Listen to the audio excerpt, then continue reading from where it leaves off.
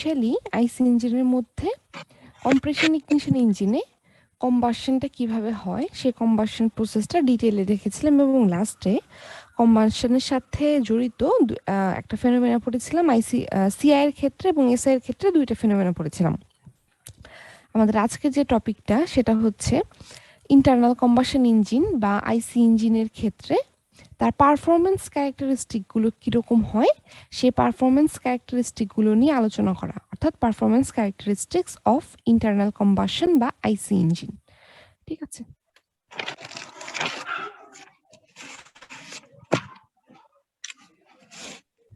আচ্ছা, তো শুরুতে যেটা দেওয়া আছে যে আইসি ইঞ্জিনের মধ্যে কম্প্রেশন ইগনিশন বা ডিজেল ইঞ্জিনের পারফরমেন্স কার্ভ এবং ক্যারেক্টারিস্টিক্স। হ্যাঁ, আচ্ছা, তো পারফরমেন্স কার্ভ কোনো একটা ইঞ্জিনের পারফরমেন্স কার্ভ বা পারফরমেন্স ক্যারেক্টারিস্টিক বলতে যেটা বোঝায় সেটা হচ্ছে, বা ধরো পারফরমেন্স কার্ভ বা ক্যারেক্টারিস্টিক কার্ভ সেটা হচ্ছে যে একটা গ্রাফ বা একটা ছবি যেটাতে আমরা অ্যাট এ গ্ল্যান্স যদি দেখি কোনো একটা পার্টিকুলার ইঞ্জিনের জন্য তৈরি করা একটা গ্রাফ বা একটা ছবি আমরা অ্যাট এ গ্ল্যান্স দেখলে বুঝতে পারবো আচ্ছা এই ইঞ্জিনের পারফরমেন্সটা এরকম। আমরা একটু নিচে যদি যাই, এই যে এইখানে যে ছবিটা দেওয়া আছে আবার নিচেও দেওয়া আছে বেশ দুইটা জায়গায়, আমি উপরে লিখে দিয়েছি পেজ 2 এবং 3-তে। এই যে ছবিটা বা এই যে ফিগার, এই যে কার্ভগুলো এট আ গ্ল্যান্স যদি কেউ একজন দেখে তাহলে ওই যে পার্টিকুলার ইঞ্জিনের জন্য এই কার্ভটা রেডি করা আছে এই গ্রাফটা এট আ গ্ল্যান্স দেখলে বুঝতে পারা যাবে যে এই ইঞ্জিনের পারফরমেন্সটা কিরকম। সেই জন্য মেইনলি এই ধরনের কার্ভগুলোকে ইঞ্জিনের পারফরমেন্স কার্ভ বলা হয় অথবা ক্যারেক্টারিস্টিক কার্ভ বলা হয়, কারণ বেশ কিছু স্পেশাল ক্যারেক্টার সম্পর্কে ধারণা পাওয়া যায় এই ধরনের কার্ভ থেকে। আচ্ছা, আমরা এইখানে ডিজেল ইঞ্জিনের যে পারফরমেন্স কার্ভ বা ক্যারেক্টারিস্টিক কার্ভ দেখব সেইখানে মেইনলি যেই প্যারামিটারগুলোকে নির্দেশ করা আছে সেগুলো হচ্ছে টর্ক, তারপরে হচ্ছে ম্যাক্সিমাম পাওয়ার আউটপুট বা হর্স পাওয়ার এবং fuel consumption rate at each engine speed, অর্থাৎ ইঞ্জিন স্পিড বা আরপিএম এর সাথে কিভাবে করে টর্ক, পাওয়ার আউটপুট এবং ফুয়েল কনজাম্পশন রেটটা চেঞ্জ হচ্ছে, এই যে ক্যারেক্টারগুলো এই ক্যারেক্টারগুলো কিভাবে করে চেঞ্জ হচ্ছে সেই চেঞ্জটা আমরা দেখব। ঠিক আছে, আচ্ছা, তো আমাদের এই ছবিটা এবং সেকেন্ড থার্ড পেজের এই ছবিটা এই ছবিগুলো হচ্ছে আমাদের মেইনলি উপরের প্যারাতে যেটা লেখা আছে যে পারফরমেন্স কার্ভ বা ক্যারেক্টারিস্টিক কার্ভ। ঠিক আছে, আচ্ছা, আমরা যখন পড়ার সময় আমি বর্ণনাটা দিব। তার আগে আমরা শুরু করি হচ্ছে টর্ক দিয়ে। তো টর্ক জিনিসটা কি? টর্ক জিনিসটা কি সেটা কি একটু জেনে নিই। টর্ক হচ্ছে it is the twist produced at the crankshaft due to the downward acting force delivered by the exploding airfoil mixture through the piston. যেহেতু এখানে আমরা ইঞ্জিনের সাপেক্ষে টর্কটা পড়ছি বা টর্ক নামক প্যারামিটারটা ইঞ্জিনের ক্ষেত্রে কিভাবে কাজ করছে সেটা বের করার চেষ্টা করছি, তাই আমরা কি করলাম, আচ্ছা কারো বোধহয় একটু মাইকটা আনমিউট করা আছে, ওরা একটু কাইন্ডলি মিউট করে দাও। হ্যাঁ, তো আমরা ইঞ্জিনের ক্ষেত্রে টর্কটাকে দেখার চেষ্টা করব। এইটা একটা ইঞ্জিনের ভিতরকার অংশের ছবি, যেখানে এই হচ্ছে আমাদের পিস্টন, পি লেখাটা কি আমাদের পিস্টন, তারপরে এই যে আমি একটু জুম করে দিই। এইটা হচ্ছে আমাদের পিস্টন, এই মাঝখানের অংশটা হচ্ছে কানেক্টিং রড এবং এই যে এটা কি ক্র্যাঙ্কশ্যাফট। আচ্ছা, আর এইটা হচ্ছে সেই এক্সিসটা যে এক্সিসের সাপেক্ষে বা যেটাকে কেন্দ্র করে আমাদের এই রোটেটিং যে এলিমেন্টটা আছে ক্র্যাঙ্কশ্যাফট সেটা কিন্তু রোটেট করছে। ঠিক তাই তো?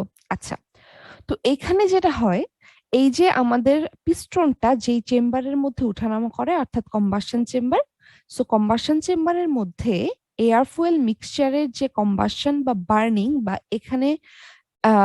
এখানকার ল্যাঙ্গুয়েজ অনুসারে যে এক্সপ্লোডিংটা হয়, সেই এক্সপ্লোডিং হওয়ার ফলে যে ফোর্সটা ক্রিয়েট হয় পিস্টনের উপরে, দেখো এখানে লেখা আছে এফ নামক ফোর্স। তো এয়ার ফুয়েল মিক্সচারের বার্নিং বা এক্সপ্লোডিং এর ফলে পিস্টনের উপরে যে ফোর্সটা ক্রিয়েট হয় সে এফ ফোর্সটা পিস্টন থেকে কানেক্টিং রড হয়ে ক্র্যাঙ্ক শ্যাফটের মধ্যে চলে আসে। আচ্ছা, নর্মাল ভাবে আমরা জানি টর্ক হচ্ছে এমন একটা টুইস্ট বা এমন একটা কিছু যে আমি যে বস্তুটাকে ঘোরাতে চাচ্ছি বা রোটেট করাতে চাচ্ছি কোনো একটা অ্যাক্সিসের সাপেক্ষে, আচ্ছা, সেই অ্যাক্সিস থেকে যে বস্তুটাকে ঘোরাতে যাচ্ছি সেই বস্তুর কোনো একটা পয়েন্টের উপরে ভার্টিক্যালি আমি যদি কোনো একটা ফোর্স প্রয়োগ করি তাহলে ওই ফোর্সের ভ্যালু এবং ওই বস্তুটার যে পয়েন্টে আমার ফোর্সটা কাজ করছে সেই পয়েন্ট থেকে যে এক্সিসের সাপেক্ষে বস্তুটাকে আমি ঘুরাবো সেই এক্সিসের যে ডিস্টেন্সটা সেটাকে যদি আমি মাল্টিপ্লাই করে দিই তাহলে কিন্তু এই প্রোডাক্টটাকে টর্ক বলা হয়। ইন টার্মস অফ ইঞ্জিন এই যে পুরো সিনারিওটা আমি বললাম সেক্ষেত্রে আমি যেহেতু এই এয়ার ফুয়েল কম্বাসনের ফলে তৈরি হওয়া এফ ফোর্সের মাধ্যমে আলটিমেটলি কি করতে চাচ্ছি এই ক্র্যাঙ্কশ্যাফটটাকে ঘোরাতে চাচ্ছি যেখান থেকে আমি আউটপুটটা পাই, তো তার মানে পিস্টনের উপর সৃষ্টি হওয়া এফ ফোর্সটা যদি আমার এই যে ক্র্যাঙ্কশ্যাফটের ঠিক এই পয়েন্টটাতে কাজ করে যেটাকে আমরা বলছি পয়েন্ট এ, এবং পয়েন্ট এটা যদি ক্র্যাঙ্কশ্যাফট যেই এক্সিসকে কেন্দ্র করে রোটেট করছে এই যে সেই এক্সিসটা, এক্সিসের ফর্মাল নামটা আমরা ইঞ্জিন কম্পোনেন্ট চ্যাপ্টারে শিখবো যে প্রতিটা কম্পোনেন্টকে কি বলা হয়, ঠিক আছে? আপাতত আমরা এটাকে এক্সিস হিসেবে চিনি। তো এই এ পয়েন্টটা ক্র্যাঙ্কশ্যাফটটা যে এক্সিসকে কেন্দ্র করে রোটেট করছে সেই এক্সিস থেকে বা এক্সিসের সেন্টার লাইন থেকে কি কত ডিস্টেন্স আছে, আচ্ছা এই পয়েন্টটাকে আমরা ক্যাপিটালে ধরি।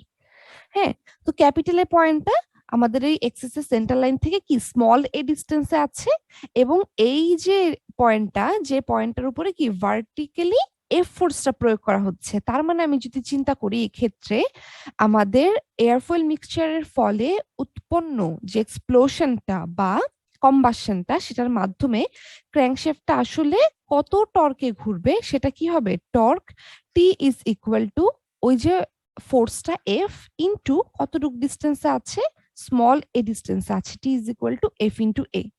বুঝতে পেরেছো? আচ্ছা, তো এই হচ্ছে আমাদের ইঞ্জিনের সাপেক্ষে টর্ক। এখন আমরা দেখব যে ডিজেল ইঞ্জিনের পারফরমেন্স কার্ভে ইঞ্জিন আরপিএম বা স্পিডের সাথে সাথে টর্কের কি ধরনের চেঞ্জ হয়। এক্স এক্সিস বরাবর আরপিএম দেওয়া আছে বা স্পিড দেওয়া আছে, ওয়াই এক্সিস বরাবর কিন্তু দুটো কার্ভ, একটা হচ্ছে টর্ক আর একটা হচ্ছে হর্স পাওয়ার। আচ্ছা, এটা হচ্ছে টর্কের কার্ভ, এটা হচ্ছে হর্স পাওয়ারের কার্ভ। তো আমরা একটু যদি এই কার্ভের নেচারটা দেখি তাহলে কি দেখতে পারবো, যে রেড কালারের কার্ভ যেটা কিনা টর্ক নির্দেশ করছে। আরপিএম কিন্তু লেফট থেকে রাইটে যাওয়ার সাথে সাথে আরপিএম এর ভ্যালুটা বাড়ছে। আচ্ছা, তো আরপিএম এর সাথে সাথে টর্কের চেঞ্জটা কিরকম, প্রথমে যখন আরপিএম বাড়ছে তখন কিন্তু এই যে টর্কটাও বাড়ছে।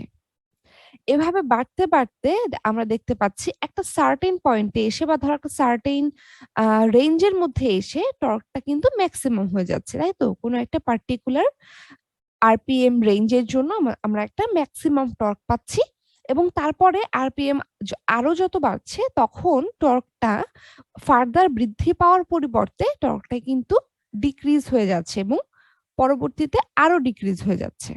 ঠিক আছে, তো আমরা নেচারটা বুঝে নিলাম। এখন কেন আরপিএম বৃদ্ধির সাথে সাথে টর্কের এই ধরনের একটা নেচার দেখা যায় সেটার ব্যাখ্যাটা আমরা পড়ব। আচ্ছা, তো শুরুতে যদি আসি লোয়ার স্পিডের ক্ষেত্রে, অর্থাৎ যখন আমরা এক্স এক্সিস এর একদম শুরুর দিকে আছি, যখন আরপিএম এর ভ্যালুটা কম্পারেটিভলি কম। আরপিএম কম মানে কি, স্পিডটা কম, তার মানে লোয়ার স্পিড, তাই তো? আচ্ছা, লোয়ার স্পিড, লোয়ার স্পিডে যেটা হয় ইঞ্জিনের স্পিডটা যদি লোয়ার হয় তাহলে ইঞ্জিনের মধ্যে এই যে আমাদের পিস্টনটা আছে পিস্টনটা খুবই স্লো মোশনে আপ ডাউন করতে থাকে, অর্থাৎ পিস্টনটাও লো আরপিএম এ উপর নিচ রেসিপ্রোকেটিং মোশনে চলতে থাকে। সেক্ষেত্রে যেটা হয়, যেই ইনটেক এয়ারটা নেওয়া হয় বাইরে থেকে সেই ইনটেক এয়ারের ভলিউমটা নাকি কম হয়। কেন কম হয়? তার কারণ হচ্ছে এই যে পিস্টনটা খুবই স্লো মোশনে আপ ডাউন করছে, তো পিস্টনের স্লো মোশনে আপ ডাউন করার ফলে ইনটেক ভালভটা খুলে গেলে বা ইনটেক যে পাথটা যেই দিক থেকে আমার এয়ারটা অ্যাকচুয়ালি প্রবেশ করে সিলিন্ডারের ভিতরে, পিস্টনের স্লো মোশনের কারণে ওই ইনটেক দিয়ে পিস্টনের যে এয়ার সাকশন করে নেওয়ার যে প্রবণতাটা বা ক্ষমতাটা, ওই সাকশন করে নেওয়ার ক্ষমতাটা কমে যায় যেহেতু পিস্টনটা স্লো মোশনে আপ ডাউন করছে। তো নর্মাল ক্ষেত্রে নর্মাল স্পিডে চললে বা কম্পারেটিভলি একটু বেশি স্পিডে চললে পিস্টনটা যে পরিমাণ সাকশন ইফেক্ট ক্রিয়েট করতে পারে ইনটেক ম্যানিফোল্ড দিয়ে এয়ারটাকে নেওয়ার জন্য, পিস্টনটা যখন স্লো মোশনে আপ ডাউন করে তখন তার এই সাকশন করে নেওয়ার টেন্ডেন্সিটা কমে যায় বা সাকশন পাওয়ারটা কমে যায়। সেই কারণে কি হয়, ইনটেক দিয়ে যে এয়ারটা প্রবেশ করে সে এয়ারের ভেলোসিটিটাও কম থাকে এবং এয়ারের আলটিমেটলি এয়ারের ভলিউমটা কমে যায়। ঠিক আছে, আচ্ছা, যেহেতু আমার ইনটেক এয়ারের ভলিউমটা কমে যাচ্ছে, তো আমার অ্যাকচুয়ালি যতটুকু নেওয়ার কথা ছিল বা যতটুকু নিলে ম্যাক্সিমাম পরিমাণ পাওয়া যেত, সে ম্যাক্সিমাম পসিবল অ্যামাউন্টের চাইতে আমি কম পরিমাণ এয়ার ইনটেক করছি ইঞ্জিনের ভিতরে। এখন চিন্তা করো, এটা যেহেতু আমাদের কম্প্রেশন ইগনিশন ইঞ্জিন, তার মানে আমি আগে এয়ার দিব, তারপরে ফুয়েল ইনজেক্টরের মাধ্যমে আমি কি করব, ফুয়েলটা দিব, তাই তো? এবং আমরা এটাও জানি যে কি এয়ার ফুয়েল মিক্সচারটা তৈরি হওয়ার পরে এই যে আমাদের এয়ারের অক্সিজেনটা, সেটার মাধ্যমে কিন্তু আমাদের কম্বাসন বা বার্নিংটা হয়ে থাকে। এখন আমি যে ইনটেক এয়ারটা নিচ্ছি, সেই ইনটেক এয়ারের ভলিউমটা যদি কম হয়, এয়ারের মধ্যে থাকা অক্সিজেনের পরিমাণটাও কি হবে, কম হবে। তো তার ফলে যেটা হবে, আমি যখন ফুয়েল ইনজেক্টরের মাধ্যমে ফুয়েলটা দিব, আমার এয়ার যদি কম থাকে, করেসপন্ডিংলি এয়ারের অক্সিজেন যদি কম থাকে, তাহলে আমি যদি অনেক ফুয়েল দিয়ে থাকি, সেটাকে কি সে পোড়াতে পারবে, বার্ন করতে পারবে? পারবে না তো, তাই না? তার মানে আলটিমেটলি যেটা হবে, the engine doesn't burn as much air fuel mixture as it is capable of. তার মানে কি, সে যতটুকু অ্যাকচুয়ালি পারতো তার তুলনায় কম পরিমাণে এয়ার ফুয়েল মিক্সচারের বার্নিং বা কম্বাসন এখানে হবে। এর ফলশ্রুতিতে এই এক্সপ্লোশনটা মানে বার্নিংটা কি হবে, উইক হবে এবং প্রডিউসড টর্কটাও কিন্তু লেস হবে, কারণ টর্ক হচ্ছে ওই বস্তু বা ওই টুইস্টিংটা যেটা কম্বাসনের ফলে সৃষ্ট এফ ফোর্সের মাধ্যমে আমরা পেয়ে থাকি। সো কম্বাসনটাই যদি আলটিমেটলি কম হয়, তার মাধ্যমে উৎপন্ন ফোর্স এফটাও তো কম হবে। তার মানে আলটিমেটলি এফ এবং এর যে প্রোডাক্টটা সেটাও কম হবে, অর্থাৎ টর্কটা কম হবে। সেই জন্য গ্রাফে লো আরপিএম এর যে রিজনটা আছে সেখানে টর্কটা কম। দেখো, লো আরপিএম এর রিজনে টর্কটা হচ্ছে কম। এখন আমরা আসি যে আরপিএম বাড়ার সাথে সাথে দেখতে পাচ্ছি আমরা টর্কটা বৃদ্ধি পাচ্ছে। আচ্ছা,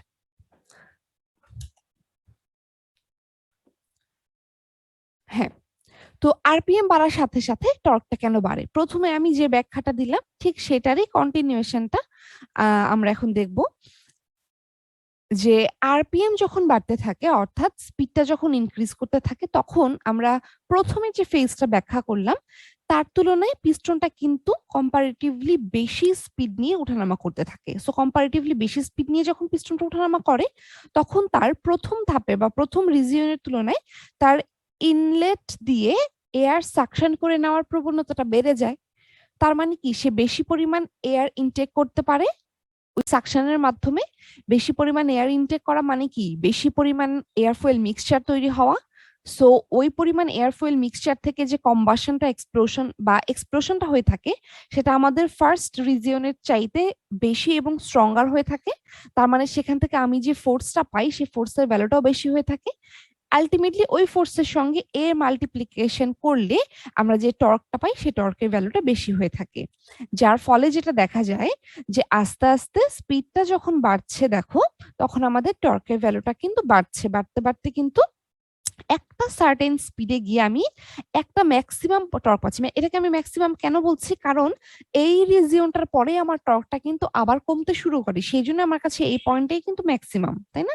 সো আমাদের থিওরি অনুসারে আরপিএম বাড়ার সাথে সাথে যে কারণটা ব্যাখ্যা করলাম, সেই কারণে কিন্তু টর্কটা বাড়তে থাকে এবং বাড়তে বাড়তে কি হয়ে যায়, একদম ম্যাক্সিমাম পয়েন্ট আমরা পেয়ে যাই।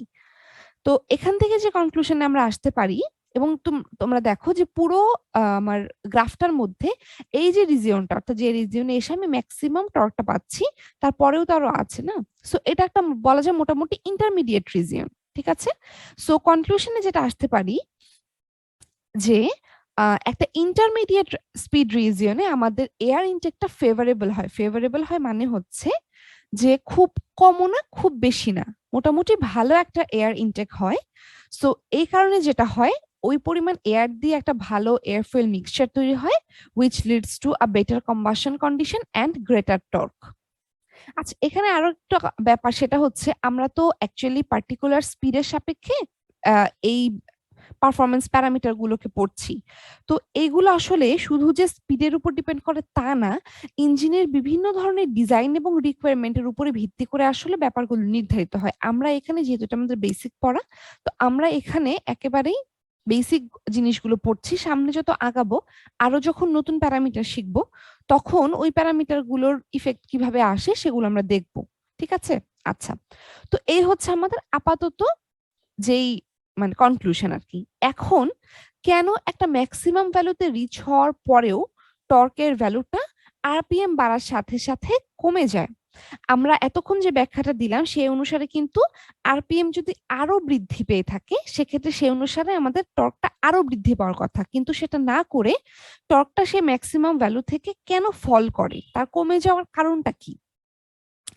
কমে যাওয়ার কারণটা হচ্ছে যে যখনই আমার ইঞ্জিনের স্পিডটা ওই সার্টেন স্পিড, অর্থাৎ যে স্পিডে আমি টর্কের ম্যাক্সিমাম ভ্যালুটা পেয়েছি, বা ওই যে রিজিয়নটা আমার ইন্টারমিডিয়েট রিজিয়নটা, সেই রিজিয়নটাকে এক্সিড করে যায় স্পিডের ভ্যালুটা, তখন টর্কটা কমতে থাকে।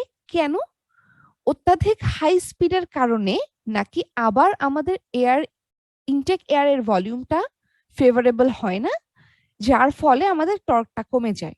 তো কথা হচ্ছে, কেন শুরুতে না হয় আমি বুঝলাম সাকশন ইফেক্টটা কম থাকে তাই আমাদের ইনটেক এয়ার ভলিউমটা কম থাকে, বাট এক্ষেত্রে যেহেতু ইঞ্জিনের স্পিড বেশি, তো সেই অনুসারে তো আমাদের অনেক বেশি সাকশন ইফেক্ট থাকার কথা, তাই না? সো সেই কারণে তো আমাদের ইনটেক এয়ার ভলিউমটা বেশি হওয়ার কথা, কিন্তু এখানে কি হচ্ছে, ইনটেক এয়ার ভলিউমটা কমে যাচ্ছে, এবং due to the high speed the engine can't breathe as well, engine নাকি ঠিকভাবে ব্রিদিং করতে পারে না। তো আমরা তো হিউম্যান ব্রিদিং শুনেছি, ইঞ্জিন ব্রিদিং কখনো শুনেছি? শুনি নাই। তো হিউম্যান ব্রিদিং দিয়ে আমি একটু শুরু করি এটা, যে হিউম্যান ব্রিদিংটা অ্যাকচুয়ালি কি।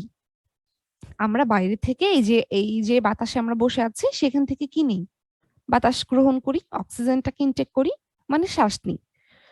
তো ফর এক্সাম্পল, আমি এখন যেখানে বসে আছি, নর্মাল আমার যে ব্রিদিং রেট আছে, অর্থাৎ যেভাবে শ্বাস নিলে আমি স্বস্তি বোধ করি, অর্থাৎ যেটা আমার জন্য যে ফেভারেবল, হ্যাঁ, ইঞ্জিনের মতন যেটা আমার ফেভারেবল, সেভাবে শ্বাস না নিয়ে আমি খুব আস্তে করে শ্বাসটা নিলাম, মানে এয়ারটাকে ইনটেক করলাম নিজের মধ্যে, করে সেটাকে আমি কোথায়, লাংসে দিয়ে দিলাম। তো এখন নর্মাল আমার যে রেট আছে, ব্রিদিং রেট, আমি যদি তার তুলনায় কম পরিমাণ এয়ারটা বাইরে থেকে নেই, ইনটেক করি, সেক্ষেত্রে আমি কি নর্মাল যেভাবে এয়ার নিয়ে স্বস্তি বোধ করি সেরকম স্বস্তি বোধ করবো, বলতো? No ma'am. করব না।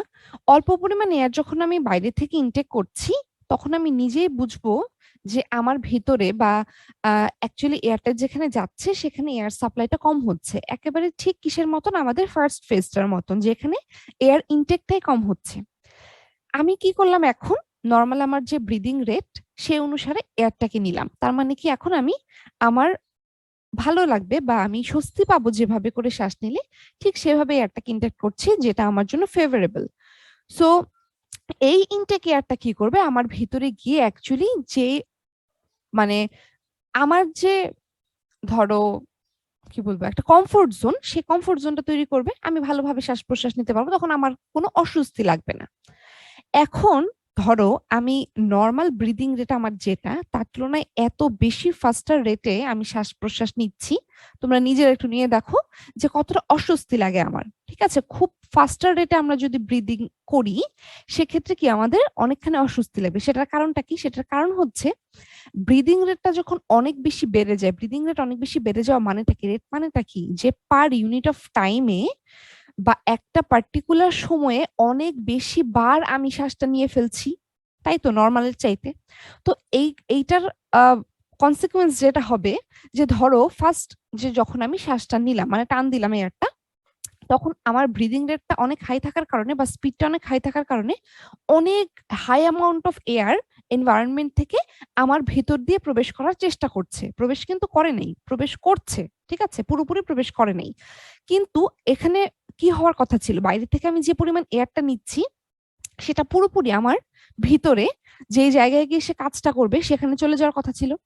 বাট যেটা হয়, যেহেতু আমার ব্রিদিং রেটটা খুবই ফাস্টার, সেই জন্য আমি ফার্স্ট যখন শ্বাসটা নিচ্ছি বা ইনহেলেশনটা হচ্ছে আমার, তখন আমি অনেক বেশি অ্যামাউন্ট অফ এয়ার আমি নিচ্ছি ঠিকই, কিন্তু আমার ব্রিদিং রেটটা হাই হওয়ার, অত্যাধিক মাত্রায় হাই হওয়ার কারণে আমাদের এই যে ফার্স্ট আমি যে ব্রিথটা নিলাম সেটার ঠিক পরপরই আমার যখন সেকেন্ড ব্রিদিংটা শুরু হয়ে যায় তার ফাস্টার রেটের কারণে, তখন প্রথমবার আমি যতটুকু অ্যামাউন্ট অফ এয়ার নিয়েছিলাম সেটা পুরোপুরি আমার লাংসে যাওয়ার আগেই সেকেন্ড যে ফেজটা সেটা শুরু হয়ে যায়। বুঝতে পারছো আমি কি বলার চেষ্টা করছি? যে আমি একবারের টানে যতটুকু এয়ার নিজের মধ্যে নিলাম এবং সেটা খুবই হাই অ্যামাউন্ট এয়ার, যেহেতু আমার ব্রিদিং রেটটা খুবই বেশি, তো ওই হাই অ্যামাউন্ট অফ এয়ার আমি নিয়ে সেটাকে ভিতরে পাস করতে করতে ব্রিদিং রেটটা বেশি থাকার কারণে আমার সেকেন্ড যে টানটা আমি নিচ্ছি বাইরে থেকে বা সেকেন্ড যে শ্বাসটা সেটা শুরু হয়ে যায়, সেকেন্ড ইনহেলেশনটা শুরু হয়ে যায়। এটার ফলে যেটা হয়, ফার্স্ট ফেজে যতটুকু এয়ার আমি ইনটেক করেছিলাম সেটা পুরোপুরি আমার লাংসে যাওয়ার আগেই সেকেন্ড ফেজ শুরু হয়ে যায়, অর্থাৎ পুরো অ্যামাউন্ট অফ এয়ারটা আমার কিন্তু আসল জায়গা পর্যন্ত পৌঁছাতে পারে না। সো অ্যাকচুয়ালি যতটুকু এয়ার আমার ভিতরে যাওয়ার কথা ছিল, যতটুকু এয়ার আমি ইনটেক করেছিলাম বাইরে থেকে, ততটুকু এয়ার আমার ভিতর পর্যন্ত যায় না, কারণ তার আগেই সেকেন্ড ইনহেলেশন ফেজটা শুরু হয়ে যায়। ইঞ্জিনের ব্রিদিংটা একেবারেই সেম ব্যাপারটাকেই ডেনোট করে, অর্থাৎ ইঞ্জিনের স্পিডটা যদি খুব বেশি পরিমাণ হাই হয় তার মানে আমাদের পিস্টনটাও কিন্তু খুব বেশি হাই রেটে বা হাই স্পিডে উঠানামা করবে। সো এটা চিন্তা করো, যে ছবিটাতে আসি, যে পিস্টনটা যদি খুব বেশি পরিমাণ ফাস্টার রেটে উঠানামা করে, একবার একটা স্ট্রোকে বা ফার্স্ট স্ট্রোকে সে যতটুকু এয়ার নিবে স্বাভাবিকভাবে তার সাকশন রেটটা খুব পরিমাণ বেশি থাকবে, সো অনেক হাই অ্যামাউন্ট অফ এয়ার সে বাইরে থেকে নেওয়ার চেষ্টা করবে। কিন্তু যেটা হবে, তার এই স্পিডটা বা উঠানামা করার রেটটা অনেক বেশি থাকার কারণে ফার্স্ট স্ট্রোকে সে যতটুকু এয়ার নিবে সেটা পুরোপুরি ভাবে আমাদের কম্বাসন চেম্বারে পৌঁছে যাওয়ার আগেই পুরো প্রসেসটা সম্পূর্ণ হয়ে, মানে কম্প্রেশন, কম্বাসন, এক্সস্ট, সেটা সম্পূর্ণ হয়ে আবার সেকেন্ড যে আমার সাইকেলটা, সেকেন্ড সাইকেলের ইনটেকটা শুরু হয়ে যাবে। ঠিক আছে? সো দেখা যাবে কি, যতটুকু এয়ার বাইরে থেকে সে নিয়েছিল সেটা পুরোপুরি কম্বাসন চেম্বারে ঢুকে কম্বাসনে পার্টিসিপেট করতে পারবে না, তার আগেই পুরো সাইকেলটা শেষ হয়ে সেকেন্ড সাইকেলের জন্য এয়ার ইনটেক করার জন্য আমাদের প্রস্তুতিটা শুরু হয়ে যাবে। ঠিক আছে? সো তখন কি হবে, ওই যে প্রথম ধাপে আমার যতটুকু এয়ার ঢুকেছিল পুরোপুরি, যেটা কম্বাসনে পার্টিসিপেট করতে পারিনি, আবার সেকেন্ড ধাপে আমি এয়ার নেওয়ার জন্য প্রস্তুতি শুরু করে দিয়েছি, ভালভ খুলে দিয়েছি, সাকশন ইফেক্ট তৈরি হয়ে যাচ্ছে, তখন যেটা হবে, বাইরের এয়ার ভিতরে ঢুকতে চাবে আর যে ভেতরের এয়ারটুকু রয়েছে সেটার মধ্যে একটা ফোর্স ক্রিয়েট হবে। তো আলটিমেটলি যে ব্যাপারটা হয় সেটা হচ্ছে যে যতটুকু এয়ার অ্যাকচুয়ালি আমার ভিতরে ঢুকে কম্বাসনে পার্টিসিপেট করে একটা হাই অ্যামাউন্ট অফ কম্বাসন তৈরি করার কথা ছিল সেটা করতে পারছে না। সো এটাই এখানে লেখা আছে যে due to the speed the engine can't breathe as well. For this reason, the engine is unable to ingest a full charge of air at higher speed and the torque decreases. So ultimately আমার পুরো এয়ারটা যেহেতু আসছে না, তার মানে কি কম্বাসনটাও কম হচ্ছে, কারণ এয়ার ফুয়েল মিক্সচারটা কম। সো কম্বাসন যদি কম হয় ফোর্সটা কম হবে, এবং ফাইনালি যেটা হবে, ফোর্স কম হওয়ার কারণে আমাদের টর্কের ভ্যালুটাও কিন্তু আগের চাইতে ডিক্রিজ করে যাবে। সেই জন্যই কি আমাদের টর্ক এবং স্পিডের কার্ভে একটা সার্টেন অ্যামাউন্ট অফ রিজিয়ন পার হওয়ার পরে, টর্কটা যখন ম্যাক্সিমাম হয়ে যায় সেটার পরে টর্কটা আবার স্পিড বাড়ার সাথে সাথে ডিক্রিজ করতে থাকে। ঠিক আছে?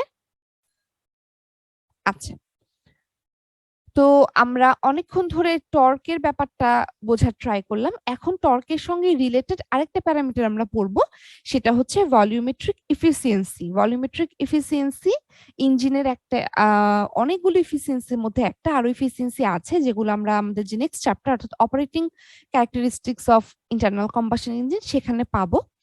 তো এখন আমরা ভলিউমেট্রিক ইফিসিয়েন্সিটা একটু দেখি যে, আচ্ছা,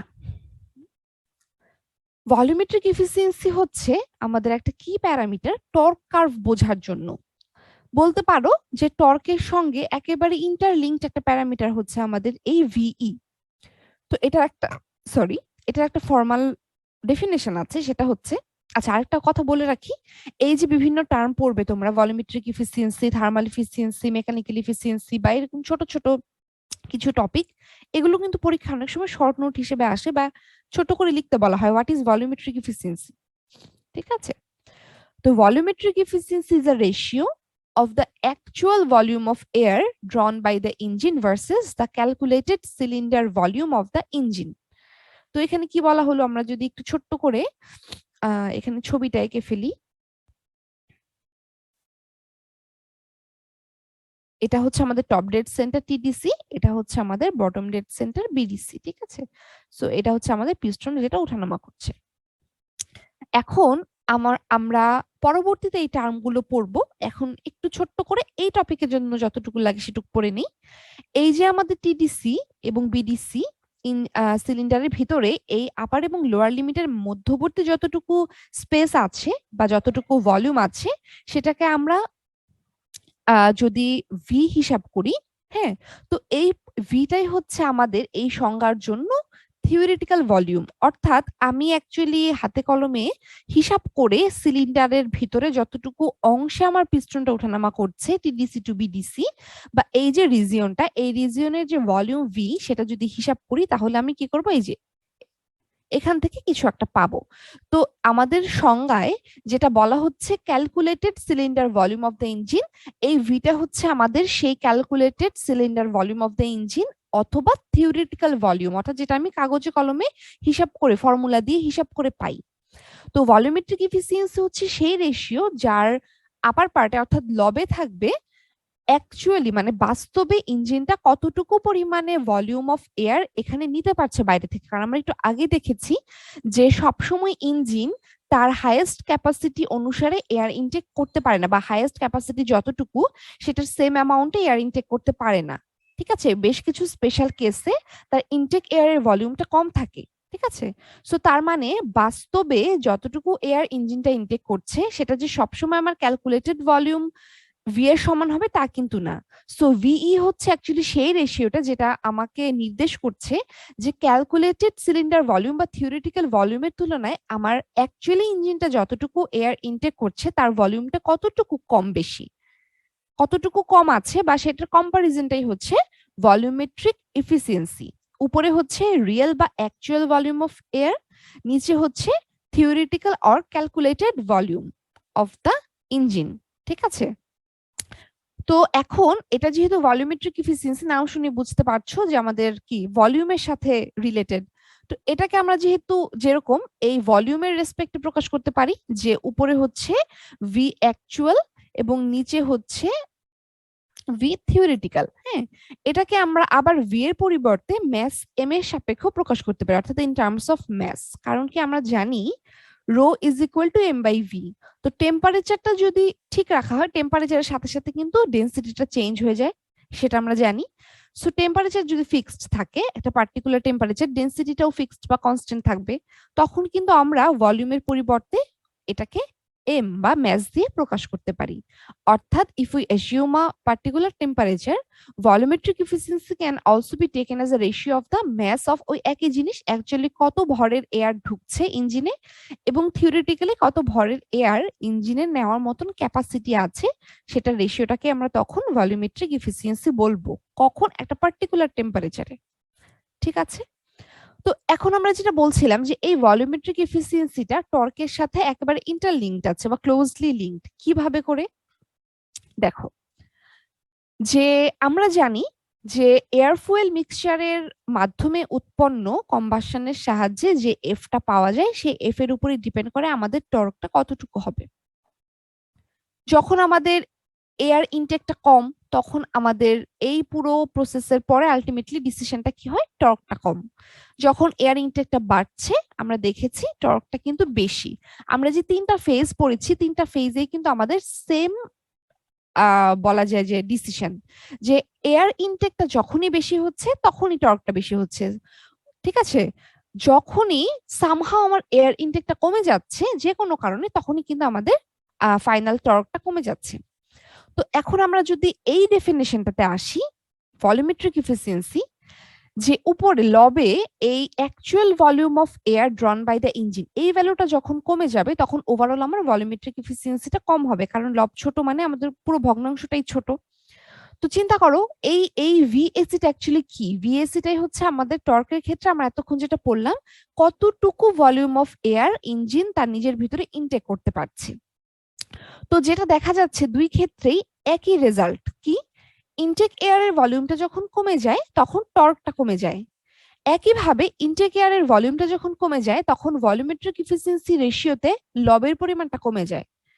হ্যাঁ, লব আর আমার থিওরিটিক্যাল ভলিউম তো সেম, তাই না? থিওরিটিক্যাল ভলিউম তো একবার এক একটা হবে না একটা পার্টিকুলার ইঞ্জিনের জন্য। সো এই ব্যাপারটা কনস্ট্যান্ট থাকে হরটা। তো লবের ভ্যালুটা যদি কমে যায়, ওভারঅল ভগ্নাংশের ভ্যালুটা কি হবে? কমে যাবে, তার মানে ভলিউমেট্রিক এফিসিয়েন্সি কমে যাচ্ছে। অর্থাৎ আমরা যেটা দেখতে পাচ্ছি, সেম রিজনের জন্য টর্কও কমছে, সেম রিজনের জন্য ভিইও কমছে। অর্থাৎ ভিই এবং টর্ক আসলে একটা আরেকটার ডিরেক্টলি প্রপোর্শনেট। ঠিক আছে, একটা আরেকটার একেবারেই প্রপোর্শনাল, যে একটা বাড়লে আরেকটাও বাড়বে, একটা কমলে আরেকটাও কমবে, একই রিজনের জন্য। হ্যাঁ, তো এটাই এখানে অ্যাকচুয়ালি লেখা আছে যে টর্ক যে কারণে কমে যায়, ভলিউমেট্রিক এফিসিয়েন্সি কিন্তু ওই একই কারণের সঙ্গে সম্পর্কিত। সো সে কারণে ভলিউমেট্রিক এফিসিয়েন্সিটাও কমে যায়। তো যেটার ফলে আমরা যেই কনক্লুশনে আসতে পারি যে টর্ক এবং ভলিউমেট্রিক এফিসিয়েন্সি হচ্ছে ডিরেক্টলি প্রপোর্শনাল। এয়ার যখন ইনটেক কম হবে টর্কও কমবে, একই সাথে ভলিউমেট্রিক এফিসিয়েন্সিও কমবে। এয়ার ইনটেক যখন বেশি হবে টর্কটাও বাড়বে, ভলিউমেট্রিক এফিসিয়েন্সিটাও বাড়বে। ঠিক আছে, এই হচ্ছে আমাদের ভলিউমেট্রিক এফিসিয়েন্সি প্যারামিটার। আচ্ছা, তো এখানে তোমাদের মনে হতে পারে আচ্ছা যে টর্ক যেহেতু ভলিউমেট্রিক এফিসিয়েন্সির একেবারে ডিরেক্টলি প্রপোর্শনাল, তো আমার তো একটা জানলেই হবে না, টর্ক জানলে আমার ভলিউমেট্রিক এফিসিয়েন্সি জানার দরকারটা কি? দেখো, ভলিউমেট্রিক এফিসিয়েন্সি কিন্তু একটা ইউনিটলেস ডাইমেনশনলেস একটা রেশিও বলা যায়, তাই তো? একটা পার্টিকুলার ভ্যালু। তো এখন ধরো আমার একই ইঞ্জিনের ক্ষেত্রে ভলিউমেট্রিক এফিসিয়েন্সি তার ধরো আমি তাকে দুইবার রান করালাম বা দুইবার অপারেশন হলো। হ্যাঁ, তো আমি এখান থেকে ভলিউমেট্রিক এফিসিয়েন্সির ভ্যালুগুলো কালেক্ট করলাম। তো ভলিউমেট্রিক এফিসিয়েন্সির ভ্যালুগুলো কিরকম হবে? এটা যেহেতু রেশিও, কোনো ইউনিট থাকবে না। ফর এক্সাম্পল 1.2, এটা একেবারেই ধরো কথার কথা 1.2। পরবর্তীতে আবার আমি যখন ইঞ্জিনটাকে রান করালাম বা অপারেশন করালাম, তখন আমার ভলিউমেট্রিক এফিসিয়েন্সির ভ্যালু আসছে ধরো 3.5। আমি কিন্তু ভলিউমেট্রিক এফিসিয়েন্সির এই যে ইউনিটলেস ভ্যালুগুলো আছে সেগুলো দেখেই ইঞ্জিনের পারফরমেন্স সম্পর্কে বলে দিতে পারবো। যেই জায়গায় টর্কের সাথে কিন্তু আমার কি আছে, ইউনিট যুক্ত আছে, টর্কের সাথে সাথে আমার কিন্তু স্পিডটা দেখতে হচ্ছে। বাট ভলিউমেট্রিক এফিসিয়েন্সি প্যারামিটারটা যেহেতু ইউনিটলেস একটা রেশিও, সো এইটা টর্ক দেখেও আমি বুঝতে পারবো পারফরমেন্সটা কিরকম। বাট কম্পারেটিভলি ইজিয়ার হবে আমার জন্য ভলিউমেট্রিক এফিসিয়েন্সি দেখে বলা যে হ্যাঁ, ভলিউমেট্রিক এফিসিয়েন্সি একটা পারফরমেন্স প্যারামিটার, সো এটার ভ্যালু হচ্ছে এরকম। আছে, এখান থেকে আমরা এই ডিসিশনে আসতে পারি যে এই ইঞ্জিনের পারফরমেন্সটা অ্যাকচুয়ালি কিরকম, ভালো না খারাপ। কারণ ভলিউমেট্রিক এফিসিয়েন্সি বেশি মানেই আমার লব বেশি, লব বেশি মানেই এয়ার ইনটেক হচ্ছে বেশি, আর এয়ার ইনটেক বেশি হচ্ছে মানেই কি আমার পারফরমেন্সটা ভালো হচ্ছে। অন্যদিকে দুইটা ভলিউমেট্রিক এফিসিয়েন্সির মধ্যে যেটা কম, সেক্ষেত্রে আমার এয়ার ইনটেকটা কম, তার মানে আমাদের কি আলটিমেটলি কম্বাসনটা কম। ঠিক আছে, সো এই কিন্তু আমাদের ইঞ্জিনের পারফরমেন্স প্যারামিটার হিসেবে কিভাবে ভলিউমেট্রিক এফিসিয়েন্সিটা কাজ করে। ঠিক আছে, সো আমাদের থার্ড যে প্যারামিটারটা আছে সেটা হচ্ছে পাওয়ার আউটপুট, বা এখানে এটাকে HP in terms of horse পাওয়ারে প্রকাশ করা আছে পাওয়ার আউটপুটটাকে। তো এটাকে আমরা এইচপিও বলতে পারি। আমরা যেরকম টর্কের ডেফিনেশন বা ফর্মুলা দেখলাম, এখন আমরা যদি পাওয়ারের ডেফিনেশনটা দেখি, যে power is equal two torque into speed. আচ্ছা, এটা অবলিক হবে স্পিড অর আরপিএম। ঠিক আছে, মানে ইঞ্জিন আরপিএম। টর্ক এবং আরপিএম এর মাল্টিপ্লিকেশন করলে সেই প্রোডাক্টটাকে আমরা পাওয়ার বলে থাকি। আচ্ছা, এটা হচ্ছে একেবারে সিম্পলিফাইড ফর্মুলা বা ডেফিনেশন। হ্যাঁ, তো আমি যদি এখন সরাসরি কার্ভে চলে যাই যে আরপিএম এর সঙ্গে এখন পাওয়ারের কার্ভের নেচারটা কিরকম বা ট্রেনটা কিরকম, তাহলে আমরা দেখতে পারবো এখানেও টর্কের মতন লোয়ার আরপিএম এ পাওয়ারটা কম, আরপিএম যত বাড়ছে পাওয়ার তত বাড়ছে, এবং একটা সার্টেন পয়েন্টে গিয়ে পাওয়ারটা ম্যাক্সিমাম হয়ে যাচ্ছে এবং পরবর্তীতে কার্ভের কন্টিনিউ করা হয়নি কার্ভটা, আর বাকি পার্টে কি হবে, পাওয়ারটা কিন্তু কমতে থাকবে, একেবারেই টর্ক কার্ভের মতন, মানে নেচারটা বলতে পারো টর্ক কার্ভের নেচারের মতনই। ঠিক আছে, সো এখন আমরা একটু ব্যাখ্যায় চলে আসি যে কেন আসলে পাওয়ারের ক্ষেত্রেও এমনটা হয়। আচ্ছা, ইঞ্জিনের স্পিড যখন কম থাকে তখন আমরা দেখছি কি পাওয়ারটা কম থাকে। তো আমরা একটু আগে দেখেছি টর্ক পড়ার সময় যে লোয়ার স্পিডে বা লোয়ার আরপিএম এ টর্কটা কম থাকে। তো দেখো পাওয়ারটা যেহেতু টর্ক এবং আরপিএম এর একটা মাল্টিপ্লিকেশন, লো আরপিএম এ যখন আমি লো টর্ক পাই তখন সে দুটো মাল্টিপ্লাই করলে প্রোডাক্টটাও খুবই ছোট একটা ভ্যালু হবে, তার মানে আলটিমেটলি পাওয়ারের ভ্যালুটা কম হবে। যখন আস্তে আস্তে আমাদের আরপিএমটা বাড়ছে তখন আমাদের টর্কের ভ্যালুটাও বাড়ছে। সো যেহেতু দুটো ভ্যালুই বাড়ছে, দুটো মাল্টিপ্লাই করলে আমাদের প্রোডাক্ট যেটা অর্থাৎ পাওয়ার সেটা আস্তে আস্তে বাড়তে থাকবে। সেই অনুসারেই কিন্তু আমার পাওয়ার কার্ভটা আস্তে আস্তে কিন্তু বাড়ছে। বাড়তে বাড়তে কি হবে, টর্কও বাড়তে থাকবে, ইঞ্জিনের স্পিডও বাড়তে থাকবে, আলটিমেটলি দুটোর প্রোডাক্টও বাড়তে থাকবে, অর্থাৎ পাওয়ার বাড়তে বাড়তে কি একটা সার্টেন রিজিয়নে গিয়ে আমরা একটা ম্যাক্সিমাম পাওয়ার পেয়ে যাব একটা পার্টিকুলার স্পিড রেঞ্জের জন্য বলতে পারো, বা কোনো একটা স্পিড নির্দিষ্ট ভ্যালুর জন্য। তারপরে আবার কমতে থাকে, কমার ব্যাপারটা আমি আসছি। তো এই যে আমার হাইয়েস্ট পাওয়ারের ভ্যালুটা আমি পাচ্ছি কোনো একটা সার্টেন রিজিয়নে গিয়ে, সেই রিজিয়নটা কিন্তু আমার টর্কের যে হাইয়েস্ট পয়েন্টটা সেটা থেকে কিছুটা সামনে, তাই না? তাই তো। এখন তোমাদের মনে প্রশ্ন আসতে পারে যে আমরা দেখছি টর্ক যেভাবে চেঞ্জ হয় পাওয়ার সেভাবেই চেঞ্জ হচ্ছে, তো এখন টর্কের সাথে সাথে পাওয়ারটা যদি সেম ট্রেন্ডই ফলো করে তাহলে টর্ক যে পয়েন্টে ম্যাক্সিমাম হয়েছিল পাওয়ার কার্ভকে তো আসলে সেই পয়েন্টেই ম্যাক্সিমাম হয়ে যাওয়ার কথা, অর্থাৎ পাওয়ার কার্ভটা তো এভাবে উঠে এই পয়েন্টেই ম্যাক্সিমাম হয়ে যাওয়ার কথা, তাই না? এটা একটু সামনে এগিয়ে একটু দূরে গিয়ে কেন ম্যাক্সিমাম হলো, এটার কারণটা কি? আচ্ছা, এটার কারণটা হচ্ছে যে একটু দূরে গিয়ে ম্যাক্সিমাম হওয়ার কারণ যে আমাদের পাওয়ারটা যেহেতু টর্ক এবং স্পিডের একটা মাল্টিপ্লিকেশন, তাই না? আচ্ছা, তো যেটা হয় যে টর্কটা ম্যাক্সিমাম হওয়ার পরেও আরো কিছু দূর পাওয়ারটা আমার ইনক্রিজ ট্রেন্ডে আছে, তাই তো। আমি এখানে একটু এগুলা মুছে দিই।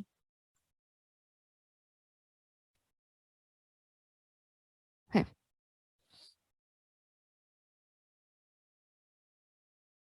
আচ্ছা, তো এই পোর্শনের কিছুটা পরেও কিন্তু পাওয়ারটা বাড়ছে। কেন বাড়ছে? আচ্ছা, তো এই হিসেবে তো অ্যাকচুয়ালি আমার কমার কথা ছিল, কারণটা কি দেখো, এই পয়েন্ট এবং এই পয়েন্টের মধ্যবর্তী পোর্শনে আমাদের যে টর্কের কার্ভটা আছে সেটা কিন্তু অলরেডি ডিক্রিজ হওয়া শুরু করে দিয়েছে। তো হিসাব অনুসারে তো টর্ক যেহেতু কমে যাচ্ছে, তো আমার প্রোডাক্ট পাওয়ারটাও কমে যাওয়ার কথা ছিল, কিন্তু না, পাওয়ারটা কিন্তু বাড়ছে। সেটার কারণ হচ্ছে ম্যাক্সিমাম পয়েন্ট যেটা আমাদের টর্কের জন্য, অর্থাৎ যে পয়েন্টে আমি টর্কের একটা ম্যাক্সিমাম ভ্যালু পেয়ে থাকি,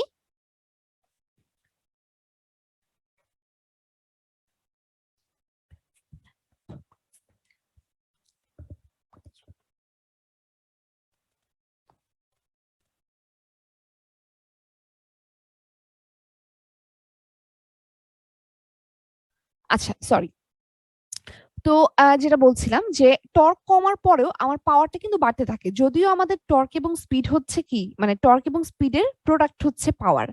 তো আসলে যে ব্যাপারটা হয় যে ম্যাক্সিমাম পয়েন্টের ঠিক পরপর এই যে রিজিয়নটা আমার আছে সেই রিজিয়নে টর্কটা কমে ঠিকই, কিন্তু স্পিডটা কিন্তু বাড়ছে। হ্যাঁ, ধরো এই যে 4500 আমি ম্যাক্সিমাম টর্ক পেয়েছি, 5000, 5500, 6000-এ গিয়ে আমি, বা 6000-এর একটু পরে গিয়ে আমি ম্যাক্সিমাম পাওয়ারটা পাচ্ছি।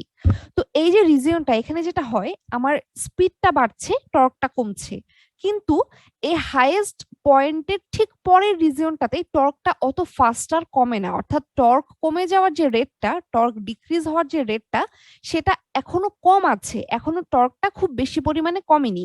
হাইয়েস্টের চাইতে দেখো খুব সামান্য পরিমাণে কমেছে। অন্যদিকে আমার স্পিডটা কিন্তু অনেক বেশি হচ্ছে বৃদ্ধি পেয়ে গেছে, 4500 থেকে 6000।